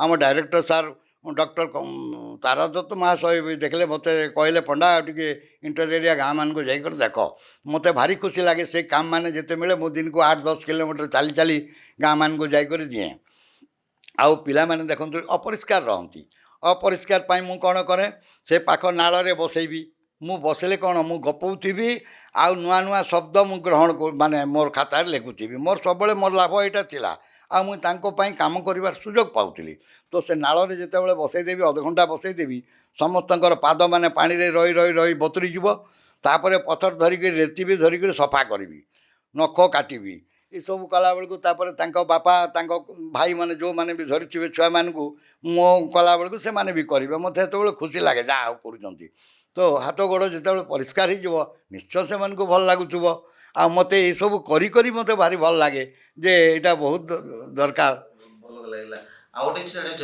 ମାଓବାଦୀଙ୍କ ସହିତ ଏମାନଙ୍କର କ'ଣ ସମ୍ପର୍କ ଥାଏ ନା ନାଇଁ କିଛି ନାହିଁ ମାନେ କିଛି କାହାକୁ ଜାଣନ୍ତି ନାହିଁ ଏସବୁ ଜିନିଷରେ ତାଙ୍କର ନାହିଁ ତାଙ୍କର ନିଜ ନିଜ କର୍ତ୍ତବ୍ୟରେ ସେମାନେ ବ୍ୟସ୍ତ ସକାଳ ପାଇଲେ ତାଙ୍କ ଡଙ୍ଗର ପାହାଡ଼ ଯାହା ଜମିକୁ ସେ ଯିବେ ବହୁତ କଷ୍ଟ କରିବେ ତେଣୁ ସେସବୁ ମାଓବାଦୀ ଏମାନଙ୍କୁ ହଇରାଣ କରନ୍ତି ନାଇଁ ନାଇଁ ନାଇଁ କେବେ ହଇରାଣ କରିନାହାନ୍ତି କି ଏମାନେ ବି ସେ ସମ୍ପର୍କରେ ତାଙ୍କର ଧ୍ୟାନ ନାହିଁ ତା ସାଙ୍ଗେ କିଛି ମତଲବ ନାହିଁ ଅନେକ ଲୋକ ମୋଟାଘାଟିରେ ଅଛନ୍ତି ଇଏ କ'ଣ ଥାଇପାରନ୍ତି ସେମାନେ କିନ୍ତୁ ୟାଙ୍କ ସହିତ କିଛି ମତଲବ ନାହିଁ ଏମାନେ ତ ସବୁ ଅସ୍ତ୍ରଶସ୍ତ୍ର ପ୍ରିୟ ଧନୁ ଧରିଥିବେ ସେ ମାଓବାଦୀ ଭାବୁଥିବେ ଆମେ ବନ୍ଧୁକ ଧରିଥିଲେ ସେମାନେ ଧନୁ ଧରିଛନ୍ତି ଭାବୁଥିବେ ତେଣୁ କିଛି ଇଏ ନାହିଁ ଯାହାର ବାଟେ ସେ କେତେ ପାଖାପାଖି ଲୋକ ଅଛନ୍ତି ଓଡ଼ିଶାରେ ପ୍ରାୟ ଓଡ଼ିଶାରେ କେବଳ ସେଇ ଯେଉଁ ଖଇରପୁଟ ବ୍ଲକରେ ହିଁ ବଣ୍ଡା ଜନଜାତି ସେଠି ଅଛନ୍ତି ଆଉ କେଉଁଠି ନା ଦେଖନ୍ତୁ ଖଇରପୁଟରେ ଯେଉଁ ଅଛନ୍ତି ବଣ୍ଡା ଜନଜାତି ପ୍ରାୟ 30ଟା ଗାଁରେ ସେମାନେ ଅଛନ୍ତି ମୁଁ ଭାବୁଛି ଏବେ 8-9 ହଜାର ଭିତରେ ଲୋକ ଅଛନ୍ତି ନିଜସ୍ୱ ଭାଷାରେ କଥାବାର୍ତ୍ତା କରୁଛନ୍ତି ଆଉ କିଛି ଲୋକ ତଳ ଅଞ୍ଚଳକୁ ଯେଉଁମାନେ ଚାଲି ଆସିଛନ୍ତି ସେମାନେ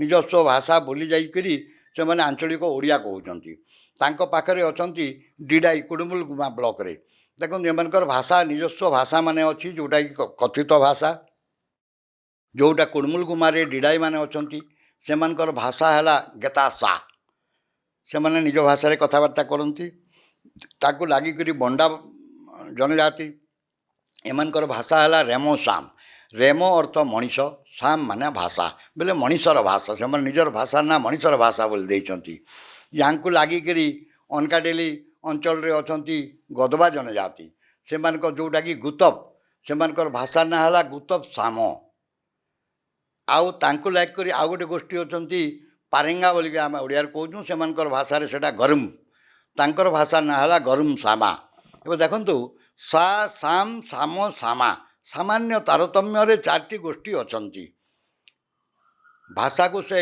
ଡିଡ଼ାଇ ସା କହୁଛି ବଣ୍ଡା ସାମ୍ କହୁଛି ଗୁତବ ଗଦବା ସାମ କହୁଛି ଆଉ ପାରେଙ୍ଗା ସାମା କହୁଛି तो आमर सामवेद सहित सामंजस्य रही कथा आप जानीपे ये सुंदर भाषा अच्छी आउ बड़ कथा जे मु अनेक बही पढ़ी संस्कृत भाषा व्यतीत कौटी द्विवचन ना बोलिकी हेले मुझे भावुची से ज्ञानी पंडित माने ये वनवासी अंचल को प्रवेश करना बोली एक कथा कहीदेले किंतु आज जदि वनवासी भाषा उपरे से मैंने अनुध्यान करते तो संस्कृत भाषा व्यतीत कौटी ना बोली कही न था कहीं बंडा भाषा रे अच्छी गदवा भाषा रे अच्छी मुंडा भाषा परिवार आउ गोष्ठी मानक थी मु बंडा और गदवा भाषा जोटा पुस्तक करी बंडा भाषा रे मु माने निंग आमे दुहे माने नांग आमे माने माने नै तू माने न तुम्हें दुहे माने पा तुम माने पे मते आनिंग आमे दुई जन को माने आनांग आम मान को बेले आने ये सब जिनस अच्छी जमी गदवारे मध्य अच्छी आउ सुंदर खंड शब्द सब बहुत अच्छी तांकर भाषा बहुत सुंदर भाषा ताकू ठीक भाव अनुध्यान करवा दरकार मु प्रांजल भाव में 12 वर्ष कथा है गोटे निर्भुल बहीटी केमती हो पार से चिंता मोर थिला। गोटे जिन आम से बाट तो जा गोटे जिन जाना चाहिए गोटे जनजाति की आप न्याय देते जो ओडिशा सरकार तरफ पुरस्कृत होती केन्द्र पुरस्कृत आज्ञा से हाँ देखो मु बंडा जयपुर सब कलेक्टर पाखे निजुक्ति पाइली सेठी बुलाबुली करवा भितर देखली गुप्तेश्वर अंचल गोटे सुंदर जनजाति अच्छा दुरुआ वनवासी गोष्ठी तो सेमान विषय में जिते देखली से सरकारी साहाय्य मिलूना मु तालिका को अनुध्यान कली दुरुआ नाटा ना तालिकार 17 नंबर रे धारुआ बोलिक उल्लेख अच्छी तेणु मु देखली यहीटा ही भूल होती तो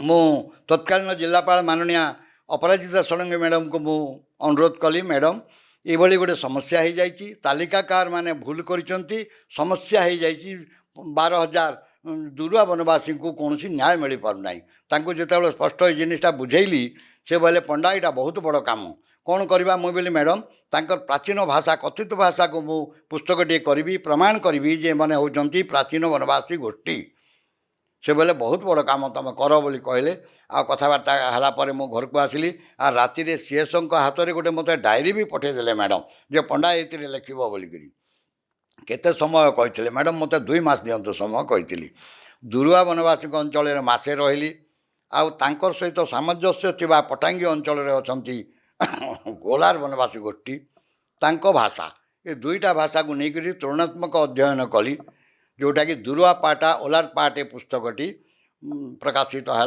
जिला संस्कृति परिषद पक्षर से प्रकाश कले आउ तत्कालीन मान्यवर राज्यपाल एम राजेंद्रन का हाथ में से पर्व समारोह से उन्मोचन होता आउ विभिन्न जगह को विभिन्न माने ओडिशा सरकार केंद्र सरकार समस्त को बहुत चिठी पत्र सबू करिचु आउ जिते बड़े मुझे तालिका भोटर तालिका को अनुसंधान कली देखली जे दुरुआ माने 3,000 से समय 3,029 जन भोटर पाई दुरुआ भाव से मैंने भोट देइचंती किंतु से तालिका रे जड़े हेले कहीं धारुआ नहांती तेणु मु जिलापाल को सेटा जनइली देखो मैडम ये कथा से माने दुरुआ भाव में भोट दौरान सरकार तुम भौगोलिक स्थिति दौच दुरुआ मानकर कौच धारुआ तांकर पपुलेसन दौच किंतु भावी नौ आप धारुआ हेले से तो ध उच्चारण करें ना कहीं से माने दाक्षिणात्य भाषा परिवार गोष्ठी तांकर महाप्राण हेब ना आपण वनवासी मान को देखिए भ ठ ह ये सब तांकर स्पष्ट उच्चारण हो पार ना तेणु से माने धारुआ कह कहले कहींपारे ना तेणु यहाँ तालिकाकार मानकर भूल आउ सेटा कौन वनवासी भूल ना ये समस्या को केमती समाधान करने आम विभिन्न जगह को विभिन्न पत्रालाप करूँ एवं पुणी मु बलांगीर जाकर देखिली जे सेठी अछंती धारुआ धरुआ हेले से धरुआ भी वास्तव में से माने दुरुआ से माने कौन हो भाषा भूलीगले तेणु पश्चिम ओडिशार जो बलांगीर जिलार भाषा अनुसार से माने ध कर दी कहीं आप देखिए केबे आइल कहवा जगह बलांगीर लोक केभे आइल केते जन कहवा जगह केते जन तांकर सब महाप्राण हो जाए तेणु दुरुआ को धरुआ कहीदेती हेले बड़ कथा है बलांगीर जिलार धरुआ माने जाति सर्टिफिकेट गंड पाउचंती तार अर्थ धरुआ गंड हो गला सेठी तेणु तालिकार धरुआ किसी अर्थ नहीं आउ वास्तव में से दुरुआ ही हबार थिला कहीं पपुलेसनटा କୋରାପୁଟ ଜିଲ୍ଲାର ଦୁରୁଆମାନଙ୍କର ହିଁ ଦିଆଯାଉଛି। ଯାହା ହେଉ ସୁଖର କଥା, ଏ 3-4 ବର୍ଷ ହେଲା ସେମାନଙ୍କୁ ମାନ୍ୟତା ମିଳିଛି। କିନ୍ତୁ ମୋର ଇଚ୍ଛା ଯେ ସେ ତାଲିକାର ତ୍ରୁଟିପୂର୍ଣ୍ଣ ଧାରୁଆକୁ ଉଚ୍ଛେଦ କରି କେବଳ ସେଠି ଦୁରୁଆ ହିଁ ରଖିବା କଥା। ଯେମିତି ଭତରାରେ ଭତଡ଼ା ଧତଡ଼ା ଭତରୋ ଭିତର କରି 5ଟା ଦେଇଛନ୍ତି, ସେଇଟା ଅନାବଶ୍ୟକ। କେବଳ ଭତରା ହିଁ ରହିବା କଥା। ଏଭଳି ଭାବରେ ତାଲିକାର ବିଭିନ୍ନ ସମସ୍ୟା ଅଛି। ତାର ଉପରେ ମୁଁ ମୋର ବନବାସୀ ଗବେଷଣାର ଅନ୍ଧଦିଗନ୍ତ ପୁସ୍ତକରେ ସେଇଟା ଉଲ୍ଲେଖ କରିଛି। ରାଜପତ୍ରକୁ କେମିତି ବିଭିନ୍ନ ଭୁଲ ତଥ୍ୟ ଦେଇକରି ସେଇଟା ପ୍ରକାଶିତ ହେଉଛି, ତାକୁ ମୁଁ ସରକାରଙ୍କର ଦୃଷ୍ଟି ଆକର୍ଷଣ କରିବା ପାଇଁ ସେ ପୁସ୍ତକରେ ସବୁ ଉପସ୍ଥାପନ କରିଛି। କେତେଟା ଆକ୍ଚୁଆଲି ଜନଜାତି ଅଛନ୍ତି? ଆମର ଦେଖନ୍ତୁ, ଓଡ଼ିଶାରେ ପ୍ରଥମରୁ 20ଟା ଗୋଷ୍ଠୀ, ନିଜସ୍ୱ ଭାଷା ସମ୍ପନ୍ନ 20ଟା ଗୋଷ୍ଠୀ ଥିଲେ, ଅଛନ୍ତି। ସେମାନେ ଅକ୍ଷୁଣ୍ଣ ଭାବରେ ତାଙ୍କର କଥିତ ଭାଷାକୁ ଆଜି ବି ବଞ୍ଚାଇ ରଖିଛନ୍ତି। ସେଇ 10ଟି ଗୋଷ୍ଠୀ, ସେଇଟା 2-2ଟା ଦେଖନ୍ତୁ। ମୁଣ୍ଡା ଭାଷା ପରିବାରର 10ଟି ଗୋଷ୍ଠୀ, ଦାକ୍ଷିଣାତ୍ୟ ଭାଷା ପରିବାରର 10ଟି ଗୋଷ୍ଠୀ। ତ ଏ ମୁଣ୍ଡା ଭାଷା ପରିବାରର 10ଟି ଗୋଷ୍ଠୀରୁ ମୁଖ୍ୟତଃ କୋଲ୍କୁ ନେଇଥିବା ବେଳେ ଦାକ୍ଷିଣାତ୍ୟ ପରିବାରର 10ଟି ଗୋଷ୍ଠୀରୁ ମୁଖ୍ୟତଃ କୁଇ ବା କୁଇଂ, ସେମାନେ କୁଇ ମାନେ ଏକବଚନ, ଜଣେ କୁଇ ଜଣେ, କୁଇଂ ମାନେ କୁଇ ମାନେ। ତ ଏଇ କୋଲ୍ ଆଉ କୁଇଙ୍କୁ ସମନ୍ୱୟରେ କୋଲିଂ ପଦର ସୃଷ୍ଟି ହେଲା। ଆମେ ଯାହାକୁ ଆଜି ଆମେ କଳିଙ୍ଗ କହୁଛେ, ବାସ୍ତବରେ ସେଟା କୋଲିଂ କଥାକୁ ଦେଖିବା ଆଜି ବି ସତ୍ୟତା ଅଛି। ଯେହେତୁ ସେ 20ଟି ଗୋଷ୍ଠୀର ସମନ୍ୱୟରେ ହିଁ ଏଇ ଭୂଖଣ୍ଡର ନାମ କୋଲିଂ ହେଇଥିଲା। ଆପଣ ଦେଖନ୍ତୁ, ସେତେବେଳକୁ ତ୍ରିକଣିକାଧିପତି ଯେଉଁ ଚୋଡ଼ଗଙ୍ଗଦେବ ଦକ୍ଷିଣ କୋଲିଂ, ପଶ୍ଚିମ କୋଲିଂ, ଉତ୍ତର କୋଲିଂ କରି ମୁଖ୍ୟତଃ ତାଙ୍କର ଶ୍ରୀକାକୁଲମ ପାଖରେ ରାଜଧାନୀ କରିଥିଲେ। ସେତେବେଳକୁ ସେଇଟା କୋଲିଂ ଥିଲା, କିନ୍ତୁ ପରବର୍ତ୍ତୀ ସମୟରେ ସେଇଟା କଳିଙ୍ଗ ହୋଇଯାଇଛି। ତାପରେ ଯେତେବେଳେ ଓଡ଼ିଆ ଲୋକମାନେ ଆସିଲେ, ସେତେବେଳେ ଓଡ଼ିଆ ନଥିଲେ। ଏଇ କୋଲିଂ ନାଁ ହେଲା ବେଳକୁ ଓଡ଼ିଆ କେହି ନଥିଲେ। ଯେତେବେଳେ ଉଡ୍ରମାନେ ଆସିଲେ, ମହାନଦୀ କୂଳରେ ଚାଷବାସ ଆରମ୍ଭ କଲେ ବୋଲିକରି କୁହାଗଲା। ତ ସେତେବେଳେ ସେଇଟା ଥିଲା କୋଲ୍ ଅଞ୍ଚଳ, ଯେଉଁଟାକି ବିଶାବସ ଶବର କହନ୍ତୁ, ଆପଣ କୋଲକାତା କହନ୍ତୁ, ସେ କୋଲକାତା ଅଞ୍ଚଳ ଏଇଟା ବିଶାଳ ଗୋଷ୍ଠୀ କୋଲ୍ ଅଞ୍ଚଳ। ତ କୋଲ୍ ଅଞ୍ଚଳକୁ ଯେତେବେଳେ ଉଡ୍ରମାନେ ଆସିକି ରହିଲେ, ଚାଷବାସ କଲେ, ସେଇ କୋଲ୍ ପୂର୍ବରେ ଉଡ଼୍ଟା ଯୋଗ ହେଲା। ଉଡ୍ରର ପରିଚାୟକ ଉଡ଼୍ ଯୋଗ ହେଲା, ଆଉ ଉଡ୍କୋଲ୍ ହେଲା। ଉଡ୍କୋଲ୍ ବାସ୍ତବରେ ଆମେ ଯାହା ଉତ୍କଳ କହୁଛୁ, ସେହା ହେଲା ଉଡ୍କୋଲ୍। ନୂଆ ଉଡ୍ରମାନେ ଯେତେବେଳେ ଓଡ଼ିଆମାନେ ଆସିଲେ, ସେତେବେଳର ନାଁ ଏଇଟା। ସେତେବେଳକୁ ଉତ୍କର୍ଷ କଳାର ରାଜ୍ୟ ଉତ୍କଳ ଯେଉଁ କୁହାଯାଉଛି, ସେହି ସମୟରେ କିଛି ଉତ୍କର୍ଷ କଳା ନଥିଲା। ସେତେବେଳକୁ ଉଡ୍କୋଲ୍ ନାଁଟା ହେଲା। ସେ ଉଡ୍କୋଲ୍ଟା ବଙ୍ଗାଳୀ ଜ୍ଞାନୀ ପଣ୍ଡିତମାନଙ୍କର ମୁହଁରେ ସେଇଟା ଉତ୍କଳ ବାହାରିଲା। ପରବର୍ତ୍ତୀ ସମୟରେ ଆମର କଟକ, ପୁରୀ, ପୂର୍ବ ଓଡ଼ିଶାର ଭାଷାରେ ଉତ୍କଳ ହୋଇଯାଇଛି।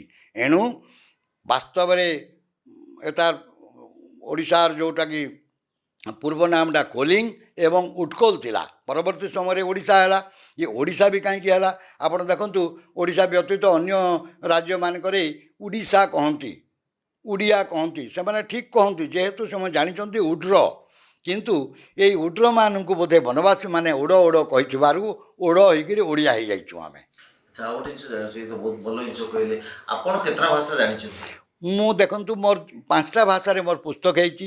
ମୋର ଇଚ୍ଛା, ଅବିଭକ୍ତ କୋରାପୁଟ ଜିଲ୍ଲାରେ 12ଟି ଭାଷା ଅଛି।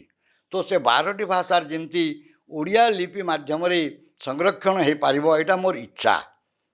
ଆପଣ କେତେଟା ଭାଷା ଜାଣିଛନ୍ତି ନିଜେ କହିପାରିବେ? ମୁଁ ପ୍ରାଞ୍ଜଳ ଭାବରେ ମୋର ବଣ୍ଡା ଭାଷାରେ ହିଁ କଥାବାର୍ତ୍ତା କରେ। ଆଉ ଗଦବା ଭାଷା ତାଙ୍କର ବହୁତ ସାମଞ୍ଜସ୍ୟ ରହିଛି, ତେଣୁ ମୁଁ ଗଦବା ଭାଷା କିଛି କହିଦିଏ। ଆଉ ଏବେ ମୋର 5ଟା ଭାଷାରେ ମୋର 5ଟା ଭାଷାର ଗୋଟେ ଟ୍ରାଏଲ୍ ନେବା। ଆମେ କହିବା ଯେ ଆମେ ଆଜି ଭୁବନେଶ୍ୱରରୁ କୋରାପୁଟ, ନାଇଁ ସେତିକି ଭିତରକୁ ମୁଁ ଆଉ ଯାଇନି। ଏବେ ମୁଁ ବଣ୍ଡା ଭାଷାଟା ମୋର ମାତୃଭାଷା ଭଳିଆ ମୁଁ କଥାବାର୍ତ୍ତା କରେ। କେମିତି ହବ? ଆମେ ଆଜି ଭୁବନେଶ୍ୱରରୁ ଯିବା ମାଲକାନଗିରି, ଭୁବନେଶ୍ୱର ଗାଡ଼ି ନା ମାଲକାନଗିରି ଜର୍ତ୍ତେ ନାହିଁ। ବଣ୍ଡା ଭାଷା ସେମିତି ବହୁତ ଭାଷା ଅଛି। ହଁ। ଆଉ ଗୋଟେ ଜିନିଷ ଜାଣିବା ପାଇଁ ଚାହିଁବ, ବହୁତ ଭଲ କଥା କହିଲି। ଆପଣ ତ ପାଠ ପଢ଼ିଥିଲେ, ବିଶେଷ କିଛି ପାଠ ପଢ଼ିନାହାନ୍ତି। ମାଟ୍ରିକ ପରୀକ୍ଷା ପରେ ଚାକିରି ପାଇଗଲେ। ଚାକିରି ପାଇଲା ପରେ ଏଇ ଲାଇନ୍ରେ ରହିଗଲେ। ଏମିତି କାହିଁକି ଆସିଲା? ଆଉ ଗୋଟେ ଗବେଷକ ହେବାକୁ ହେଲେ କ'ଣ ପାଠ ନିହାତି ଦରକାର? ନା, ସେଇ ଚିନ୍ତା ଠିକ୍ ଥିବାର ଅଛି। ଦେଖନ୍ତୁ, ମୁଁ ଯେତେବେଳେ କାମ କରୁଥିଲି, ମୁଁ ନିଜେ ଯଦି ମୁଁ ବଣ୍ଡାମାନଙ୍କ ସହିତ ଭାଷାରେ କଥାବାର୍ତ୍ତା କରିକରି ମୋର କଥା ଠିକ୍ ସେମାନେ ବୁଝୁଛନ୍ତି, ତାଙ୍କ କଥା ମୁଁ ଠିକ୍ ବୁଝୁଛି, ସେଇଟା ହିଁ ରାଇଟ୍। କିନ୍ତୁ ବଡ଼ ବାବୁମାନେ ଯାଇକରି ଯେଉଁ ଭୁଲ ଭଟକ କରନ୍ତି, ମୋ ସାମ୍ନାରେ ଦେଖୁଛି ଯେ ଏମାନେ ଗୋଟେ କଥା କହୁଛନ୍ତି, ଏମାନେ ଲେଖୁଛନ୍ତି ଗୋଟେ କଥା। ଯେମିତି ଡକ୍ଟର ପ୍ରଫେସର ଖଗେଶ୍ୱର ମହାପାତ୍ର ସେ କାମ ଆରମ୍ଭ କଲେ। ଆଉ ସେ ଗୋଟେ କଥା ମୋ ଦିନେ କହିଥିଲେ, ହେଲେ ମୁଁ ଦେଖିଲି ମୁଁ ତ ବଣ୍ଡା ଭାଷାରେ କଥାବାର୍ତ୍ତା କରୁଛି, ସେ ବି ଜାଣୁଛନ୍ତି ମୁଁ ବଣ୍ଡା ସଙ୍ଗେ ବଣ୍ଡା ଭାଷା କଥାବାର୍ତ୍ତା କରୁଛି, ଆଉ ସେ ବଣ୍ଡା ଭାଷା ରିସର୍ଚ୍ଚ କରିବାକୁ ଯାଇଛନ୍ତି। କିନ୍ତୁ ମୋତେ କହିଥିଲେ ପଣ୍ଡା ଏଇଟା ବଡ଼ ଲୋକମାନଙ୍କର କାମ, ତୁମେ କ'ଣ ଜାଣିବ। ଆଉ ଜୋର ମୋର ଆସିଲା, ତାପରେ ମୁଁ ଦେଖିବି କେମିତି କରି ଭାଷା ଇଏ ହେବ। ତାଙ୍କର ବହିକୁ ମୁଁ ଧରିଲି, 180% ତ୍ରୁଟି ଲେଖିକରି ମୁଁ ଗଭର୍ଣ୍ଣମେଣ୍ଟକୁ ଜଣେଇଲି। ତାପରେ ବଡ଼ କଷ୍ଟରେ ସେମାନେ ଡେଭଲପମେଣ୍ଟ କମିଶନକୁ କହିଲି, ସାର୍ ଏମିତି ଏମିତି ସରକାର ପଇସା ଏମାନେ ବର୍ବାଦ କରିଛନ୍ତି, ଆଉ ଏମାନେ ବହି ଗୋଟେ କରିଛନ୍ତି ନା କୌଣସି ରିସର୍ଚ୍ଚର କିଏ ବୁଝିବ ନା କୌଣସି ବଣ୍ଡା ବୁଝିବ, ଏଭଳି ବହି କରିଦେଇଛନ୍ତି। ଆଉ ମୁଁ 300 ପୃଷ୍ଠାର ବହି ତାଙ୍କୁ ଦେଇଛି। ମୁଁ ବୋଲି ବାହାର କର ତ୍ରୁଟି, ତାକୁ ଅନ୍ତତଃ ସଂଶୋଧନ କରିବି। ସେ କିଛି କହିଲେନି, ଚୁପ୍ ହେଇକି ରହିଗଲେ। ଅରବିନ୍ଦ ପାଢ଼ୀ ମହାଶୟ ଲେଟର୍ କଲେ ଗଭର୍ଣ୍ଣମେଣ୍ଟକୁ, ଚୁପ୍ ରହିଲେ। ତାପରେ ଉଷା ପାଢ଼ୀ ମ୍ୟାଡ଼ମ୍ ଆସିଲେ, ସେ ବି ଚିଠି କଲେ, ଶୁଣିଲେ ନାହିଁ।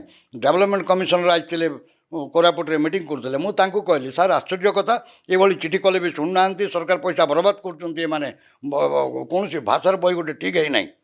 ସେ ଯାଇକରି ସେଇ ରାତିରେ ଫୋନ୍ କଲେ ପଣ୍ଡାକୁ ପଠ। ମୁଁ ଭୁବନେଶ୍ୱର ଗଲି, ସେ ଡାଇରେକ୍ଟର ମହାଶୟ ସେଠି ସ୍ୱୀକାର କଲେ, ହଁ ଏଇଟା ଭୁବନେଶ୍ୱରରେ ବସିକି ଲେଖା ହେଇଛି, ଭୁଲ ହେଇଯାଇଛି, ଆପଣ ତ ଫିଲ୍ଡରେ ଅଛନ୍ତି। ମୁଁ ସେଥିରୁ ମୁଁ ଶାନ୍ତି ହେଲି, ମାନିବାକୁ ପଡ଼ିବ। ନହେଲେ ମୋତେ କହନ୍ତୁ, ମୁଁ 300 ପୃଷ୍ଠାର ବହି ଦେଇଛି, ଭୁଲ ବାହାର କରନ୍ତୁ। ତ ଏଠୁ ଆପଣ ଟୋଟାଲ 5ଟା ବହି ଦେଇଛନ୍ତି, 5ଟା ଭାଷାର। ହଁ 5ଟା ଭାଷାର ବହି ହେଇଛି, ଆଉ 5ଟା ଏବେ 3ଟା ପାଠ୍ୟପୁସ୍ତକ ହେଇଛି, ଯେଉଁଟାକି ମୋତେ ଓଡ଼ିଆ ଭାଷା ପ୍ରତିଷ୍ଠାନର ମୋତେ ବନବାସୀ ଭାଷାବିତ ଭାବରେ 2 ଥର ମୋତେ ନିଆ ହେଇଛି। ଆଚ୍ଛା, 5ଟା ଭାଷା ପରେ ଆଉ କେତେଟା ଭାଷା ରହିଗଲା? ଆଉ 7ଟା ଭାଷା ରହିଛି, ଯେଉଁଟାକି ସେ ଭାଷାମାନଙ୍କଟା ମୁଁ କିଛି କିଛି କାମ କରିଛି, ସଂଗ୍ରହ କରିଛି କିଛି କିଛି। କିନ୍ତୁ ଆଉ ଫିଲ୍ଡକୁ ଯାଇକରି ଏବେ ସେଇଟା କ'ଣ, ମୁଁ କାମ କରୁଥିଲା ବେଳକୁ ମୋ ଦରମା ପଇସା, ମୋର ଜିପିଏଫ୍ ପଇସା ଉଠେଇ ଉଠେଇ ମୁଁ କାମ କରେ, ମୋତେ ଭଲ ଲାଗେ ସେଇଟା। ଆଉ କୌଣସି ସରକାର ସାହାଯ୍ୟ କେତେବେଳେ ମୁଁ ପାଇନାହିଁ। ଏବେ ଯେମିତି ଏ ବହି ପାଇଁ ମୋତେ ଡାକିଲେ, ଆଉ ସେଠୁ କହିଲେ, ମୁଁ ତାଙ୍କ ନାଁ ମାନଙ୍କରେ ଲେଖିଛି, ଡାଇରେକ୍ଟରମାନଙ୍କ ନାଁରେ ମୋର ବହିରେ ସବୁ ଲେଖିଛି, କିନ୍ତୁ ତ୍ରୁଟିମାନେ କରିଛନ୍ତି ନାଁ ଦେଇକରି।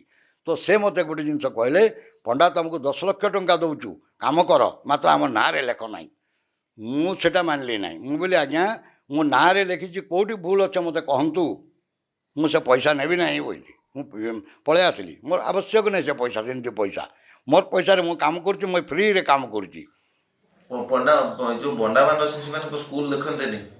ଅଛି ସ୍କୁଲ ଅଛି। ଏବେ ତ ପିଲାମାନେ ଯାଇକରି କିଡ୍ସରେ BA ସେକେଣ୍ଡ ଇୟର ସବୁ କ'ଣ କ'ଣ ସବୁ ପଢ଼ିକରି ବହୁତ ଆସିଲେଣି। କିନ୍ତୁ ଦୁଃଖର କଥା, ସେମାନଙ୍କୁ କୌଣସି କାମ ମିଳୁନାହିଁ। ସେମାନେ ପୁଣି ଗାଁରେ ବସି ପଡ଼ିଲା ବେଳକୁ ନା ଡଙ୍ଗର ପାହାଡ଼ରେ କାମ, ସେମାନେ ହରିଣ ଶିକାର କରିବାକୁ ଯାଆନ୍ତି, ଅଲଗା ଶିକାର କରନ୍ତି। ସେଟା ସବୁବେଳେ ତ ଆଉ ଯାଉନାହାନ୍ତି। ତାଙ୍କର ଅଛି ଚୈତ୍ର ପର୍ବ ସମୟରେ ସେମାନେ 10-15 ଦିନ, ଗୋଟେ ଗୋଟେ ଗାଁ ଲୋକ 8 ଦିନ ଲେଖା ସେମାନେ ଶିକାର କରିବାକୁ ତାଙ୍କୁ ଯାଆନ୍ତି। ବହୁତ ନିୟମ କାନୁନ ଅଛି, ସେ ଅନୁସାରେ ସେମାନେ ଶିକାର କରନ୍ତି। ଶିକାର କରନ୍ତି? ବାଘ ଏବେ ନାହିଁ, ମୁଁ ଥିଲାବେଳକୁ ମୁଁ ଦେଖିଛି ବାଘ ସବୁ ଶିକାର କରନ୍ତି ନାହିଁ। ବାଘମାନଙ୍କୁ ସାମ୍ନାସାମ୍ନି ଭେଟ ହୁଏ। ଏବେ ଦେଖନ୍ତୁ, ଯେଉଁ ମହିଳାମାନେ ଯେଉଁ ବେଶଭୂଷା ତାଙ୍କର, ସେଇ ଜଙ୍ଗଲରେ ଜଣେ ଜଣେ ଯିବେ, କୋଳି ସଂଗ୍ରହ କରିବେ, କନ୍ଦା ସଂଗ୍ରହ କରିବେ, ସବୁ କରିବେ। ସେମାନଙ୍କୁ ସାହାଯ୍ୟ କରି କହୁଣି ପର୍ଯ୍ୟନ୍ତ ଆଲୁମିନିୟମଟା ଘୋଡ଼େଇଥିବ, ବେକ ଯାକ ଆଲୁମିନିୟମ ଘୋଡ଼େଇଥିବ। ସେମାନଙ୍କୁ ଭାଲୁଟେ ଯଦି ଆକ୍ରମଣ କଲେ ମଧ୍ୟ ସେ ଆଲୁମିନିୟମକୁ ଧରିବ। ଏବେ ମାଳି ଯାକ 5-7 କେଜି ଦେହରେ ମାଳି ଥାଏ। ସେମାନେ ଜଙ୍ଗଲ ଭିତରେ ଏକଦମ କଣ୍ଟା ବୁଦା ଯେତିକି ଘଷି ହେଲେ ବି ସେ ମାଳିରେ ବାଜିକରି ସେ କଣ୍ଟା ଭାଙ୍ଗିଯିବ। ତ ଏହିସବୁ ଫାଇଦା ଅଛି। ତାଙ୍କର ଯେଉଁ ରେଙ୍ଗାଟା 2 ବର୍ଷ ସେମାନେ ପିନ୍ଧିଲେ ବି ସେଇଟା ଫାଟେ ନାହିଁ, ଦରି ଭଳିଆ ହେଇକରି ମଜବୁତ ହେଇକରି ଥିବ। ଆଉ ଛୋଟଟା କାହିଁକି ପିନ୍ଧନ୍ତି? ଆପଣଙ୍କୁ ଏବେ ଚାଲ ବଣ୍ଡା ଗାଡ଼ି ଚାଲନ୍ତୁ ବୋଲେ ପ୍ୟାଣ୍ଟଟାକୁ ଖୋଲି ଦେବାକୁ ଇଚ୍ଛା କରିବେ, ଟେକି ଦେବେ। ତ ଆପଣ ଯଦି ଗୋଟେ ଦିନ ଗଲେ ଟେକି ଦେଉଛନ୍ତି, ସେମାନେ ତ ଜନ୍ମରୁ ମରୁଛନ୍ତି ସେଠି। ସେମାନେ ଛୋଟ ବଢ଼ିଆ, ମାନେ ସେ ପରିବେଶକୁ ନେଇକରି ତାଙ୍କର ବେଶଭୂଷା। ସେ ପରିବେଶକୁ ନେଇ ସେମାନେ ଖୁସି ହଁ, ଥାନ୍ତି? ନା ନା, ସେମାନେ ତାଙ୍କ ପରିବେଶରେ ବହୁତ ଖୁସି। ସେମାନେ ସେଠି ବଞ୍ଚିଛନ୍ତି, ସେଠି ଶାନ୍ତି, ଆଉ ଯେଉଁ ସୁନ୍ଦର ପରିବେଶ, ସେଟା ବହୁତ ଭଲ ଅଛି ତାଙ୍କୁ। ଆଉ ଗୋଟେ ଜିନିଷ ଜାଣିବାକୁ ଚାହିଁବୁ ଗୋବର୍ଦ୍ଧନକୁ, ଆପଣ ପିଲାଟି ଦିନରୁ ଏ ଜିନିଷ ପ୍ରତି କାହିଁକି ଏମିତି ଇଣ୍ଟରେଷ୍ଟ ଆସିଲା? ଆଉ ପରିବାର ଲୋକ ବିରୋଧ କରୁନାହାନ୍ତି? ନାଇଁ ନାଇଁ, କିଏ ବରଂ ମୋର ପରିବାର ବହୁତ ସହଯୋଗ କରିଛନ୍ତି। ଯେହେତୁ ବଣ୍ଡା ହିଲ୍ସରେ ମୁଁ ଘର କଥା କିଛି ବୁଝୁନଥିଲି, ଯାହା ଜୟପୁର ଫୟପୁର ଆସିଲେ ଯାହା ଜିନିଷ ଆଣିଦିଏ, କିନ୍ତୁ ଘରେ ପହଞ୍ଚିଲା ମାନେ ମୁଁ ବଣ୍ଡା ଗାଁ ପଳେଇବି, ଔଷଧପତ୍ର ଦିଆଦୁଇ ପାଇଁ ଗାଁ ଗାଁ ପଳେଇବି। ତ ସବୁବେଳେ ମୁଁ ବାହାରେ ବୁଲିଲି। ମୋତେ କିଏ ପ୍ରତିବାଦ କରିନାହାନ୍ତି। ଆଜି ସେମାନଙ୍କ ପାଖେ ମୁଁ ଋଣୀ। ସେମାନେ ମୋର ଛୁଆ ପିଲା ବହୁତ ମାନେ ସହଯୋଗ କରିଛନ୍ତି। ତେଣୁ ସେମାନଙ୍କୁ ଆଧୁନିକ ଯୁଗରେ ଲୁଗା ପିନ୍ଧିବା ଲୋକଙ୍କ ସଂଖ୍ୟା କମ୍, କିନ୍ତୁ ଆପଣ ଲୁଗା ପିନ୍ଧିକି ସବୁବେଳେ ଗାଡ଼ି ବି ଚଲାନ୍ତି। ହଁ, ଏଇଟା ଏଥିପାଇଁ ପିନ୍ଧିଲି। ଦେଖନ୍ତୁ, ଯେତେବେଳେ ମୁଁ ସେ ଦୂରପାଟା ଓଲାରପାଟେ ବହିଟି କଲି ଆଉ ଧୀରେ ଧୀରେ ସାମ୍ବାଦିକ ଠାରୁ ଆରମ୍ଭ କରି ସମସ୍ତେ ଆଉ ଧାରୁଆ ନ କହିକରି ଦୁରୁଆ ମାନେ ଟିକେ ଲେଖା ଲୁଖା ଆରମ୍ଭ ହେଇଗଲା। ମୁଇଁ ଭାବିଲି ଯାହା ହଉ ବଡ଼ ଗୋଟେ ସେ ଇଂରାଜୀ ପ୍ରଭାବ ଯାଇକରି ଠିକ୍ ଓଡ଼ିଆଟା ଆସିଛି। ଆଉ 2000 ସାଲରେ ହିଁ ମୁଁ ଧୋତି ପିନ୍ଧିବାଟା ଆରମ୍ଭ କଲି ସେଇ ଦୁରୁଆଙ୍କ ପାଇଁ। ଏଇ ବନବାସୀ ମୋତେ ଏଇ ବେଶକୁ ଆଣିଦେଇଛି, ତେଣୁ ତାଙ୍କ ପାଖରେ ମୁଁ ବି ଋଣୀ। ସେମାନେ ହେଉଛନ୍ତି ମୋର ଗୁରୁ। ଛୁଆଠାରୁ ବୁଢ଼ା ପର୍ଯ୍ୟନ୍ତ ସମସ୍ତଙ୍କୁ ଦେଖନ୍ତୁ। ଆଜି ମୁଁ ଆପଣଙ୍କୁ ସତ କଥାଟିଏ କହିବାକୁ ଚାହୁଁଛି ଯେ ମୁଁ ଆଜି ଯେତେବେଳେ ମହାପ୍ରଭୁଙ୍କୁ ମୋର ସବୁଦିନ ପୂଜା କରେ, ସେ ଭିତରେ ମୋତେ ସହଯୋଗ କରିଥିବା ଗୁରୁଦେବ ଆଉ ପ୍ରତ୍ୟେକ ବନବାସୀଙ୍କୁ ମୁଁ ସବୁବେଳେ ସ୍ମରଣ କରେ ଯେ ଏମାନେ ମୋର ଗୁରୁଦେବ ବୋଲିକିରି ମୋତେ ଆନନ୍ଦ ମିଳେ। ବ୍ରାହ୍ମଣ ଘରେ ଜନ୍ମ ହେଇ ଗୋଟେ ଆଦିବାସୀ ଘରେ ଯାଇ ଖାଇବା। ହଁ ହଁ ବିଲକୁଲ ବିଲକୁଲ ମୋର ପାଇଁ ଆଉ ନା ନା କିଛି ଯିବନି। ଯେହେତୁ ସରଳ ଆତ୍ମା, ମୁଁ କହିବି ବ୍ରାହ୍ମଣରୁ ବି ସେମାନେ କମ୍ ନାହାନ୍ତି, ବହୁତ ଭଲ ଅଛନ୍ତି। କାହିଁକି ସେମାନେ ସତ୍ୟପ୍ରିୟ, ସେମାନେ କପଟ ନାହିଁ, ଅହଙ୍କାର ନାହିଁ, କିଛି ନାହିଁ। ତାଙ୍କର ଭଲ ଗୁଣଟା ଆମର ଲୋକ ଶିଖୁନାହାନ୍ତି। ଆମର ଲୋକଙ୍କ ପାଖରେ କପଟ ଏଇଟା ମାନେ ଭର୍ତ୍ତି ହେଇ ରହିଛି, ସେମାନଙ୍କ ପାଖରେ ସେଟା ନାହିଁ। ନିଷ୍କପଟ ସତ୍ୟପ୍ରିୟ, ତାଙ୍କର ବହୁତ ଭଲ ଜିନିଷ ଆମେ ଜାଣିବା ଦରକାର। ତେଣୁ ସେମାନେ ପ୍ରକୃତରେ ରାମଚନ୍ଦ୍ରଙ୍କର ଭକ୍ତମାନେ। ରାମ କାହିଁକି ଆସିଥିଲେ, ତାଙ୍କଠାରୁ ସମ୍ପର୍କ ଠିକ୍ ଥିଲା। ତେଣୁ ସେମାନେ ଭଲ, ବହୁତ ଭଲ। ଗୋବର୍ଦ୍ଧନ ବାବୁ ଶେଷ ପ୍ରଶ୍ନ ପଚାରିବି ଯେ ଗୋବର୍ଦ୍ଧନ ବାବୁ କ'ଣ କ'ଣ ସେଠୁ ପାଇଛନ୍ତି ଆଉ କ'ଣ କରିବା ପାଇଁ ଚାହୁଁଛନ୍ତି? ଦେଖନ୍ତୁ, ମୋର ଏବେ ଯାହା ଦେଖୁଛି ଯେ ଧୀରେ ଧୀରେ ଭାଷା ଯାକ ଲୋପ ପାଇବାକୁ ବସୁଛି, ସେଇଟା ଦୁଃଖର ବିଷୟ ହେବ। ଏବେ ଯେଉଁ ପିଲାମାନେ ଭୁବନେଶ୍ୱରରେ ଯାଇକରି ପାଠ ପଢ଼ିଲେ, ଆସିକି ରହିଲେ, ସେମାନେ ମୋତେ ଫୋନ୍ କରନ୍ତି, ଅଜା ଅଜା କହନ୍ତି ସବୁ। କାହିଁକି ଛୋଟ ଛୋଟ ପିଲାମାନେ ସେତେବେଳକୁ ତାଙ୍କର ମା ବାପା ସବୁଙ୍କର ସହିତ ମୁଁ ସଂଗ୍ରହ କରୁଥିଲି। ଏ ପିଲାମାନେ ପଢ଼ିଲେ ମୋତେ ଫୋନ୍ କରିବେ, ଅଜା ସେ ଚୈତ୍ର ପର୍ବ ଗୀତଟେ ଗାଇଦିଅ, ଅଜା ସେ ଗୀତଟେ ଗାଇଦିଅ। ଗୀତ ଗାଇଦେଲେ ସେମାନେ ରେକର୍ଡ଼ିଂ କରି କରି ଶୁଣୁଛନ୍ତି। ମୁଁ ସେତେବେଳେ ବୁଝାଉଛି, ଆରେ ବାବୁ ତୁମର ଭାଷା ଭୁଲ ନାହିଁ, ଏଇଟା ଅମୂଲ୍ୟ ସମ୍ପତ୍ତି ତୁମର। ଏଇ ଭାଷା ଏଡ଼େ ସୁନ୍ଦର ଭାଷାକୁ ଭୁଲ ନାହିଁ ବୋଲି ମୁଁ ତାଙ୍କୁ ଅନୁରୋଧ କରେ। କ'ଣ ହେବା ଦରକାର ବୋଲି ଚାହୁଁଛନ୍ତି ମଣ୍ଡାମାନଙ୍କ ପାଇଁ? ସେମାନେ ଏବେ ଯେଉଁ ପିଲାମାନେ ଏତେ କଷ୍ଟ କରିକରି ଯାଇକରି ପାଠପତ୍ର ପଢ଼ିଛନ୍ତି, ସେମାନଙ୍କୁ କେମିତି ନିଯୁକ୍ତି ମିଳିବ? କାହିଁକି ସରକାର ବାକି ତ ଏତେ କ'ଣ ଲକ୍ଷ ଲକ୍ଷ କୋଟି କୋଟି ଆଉଛି, କୁଆଡ଼େ କ'ଣ ହେଉଛି ସେ ସରକାରକୁ ଜଣା।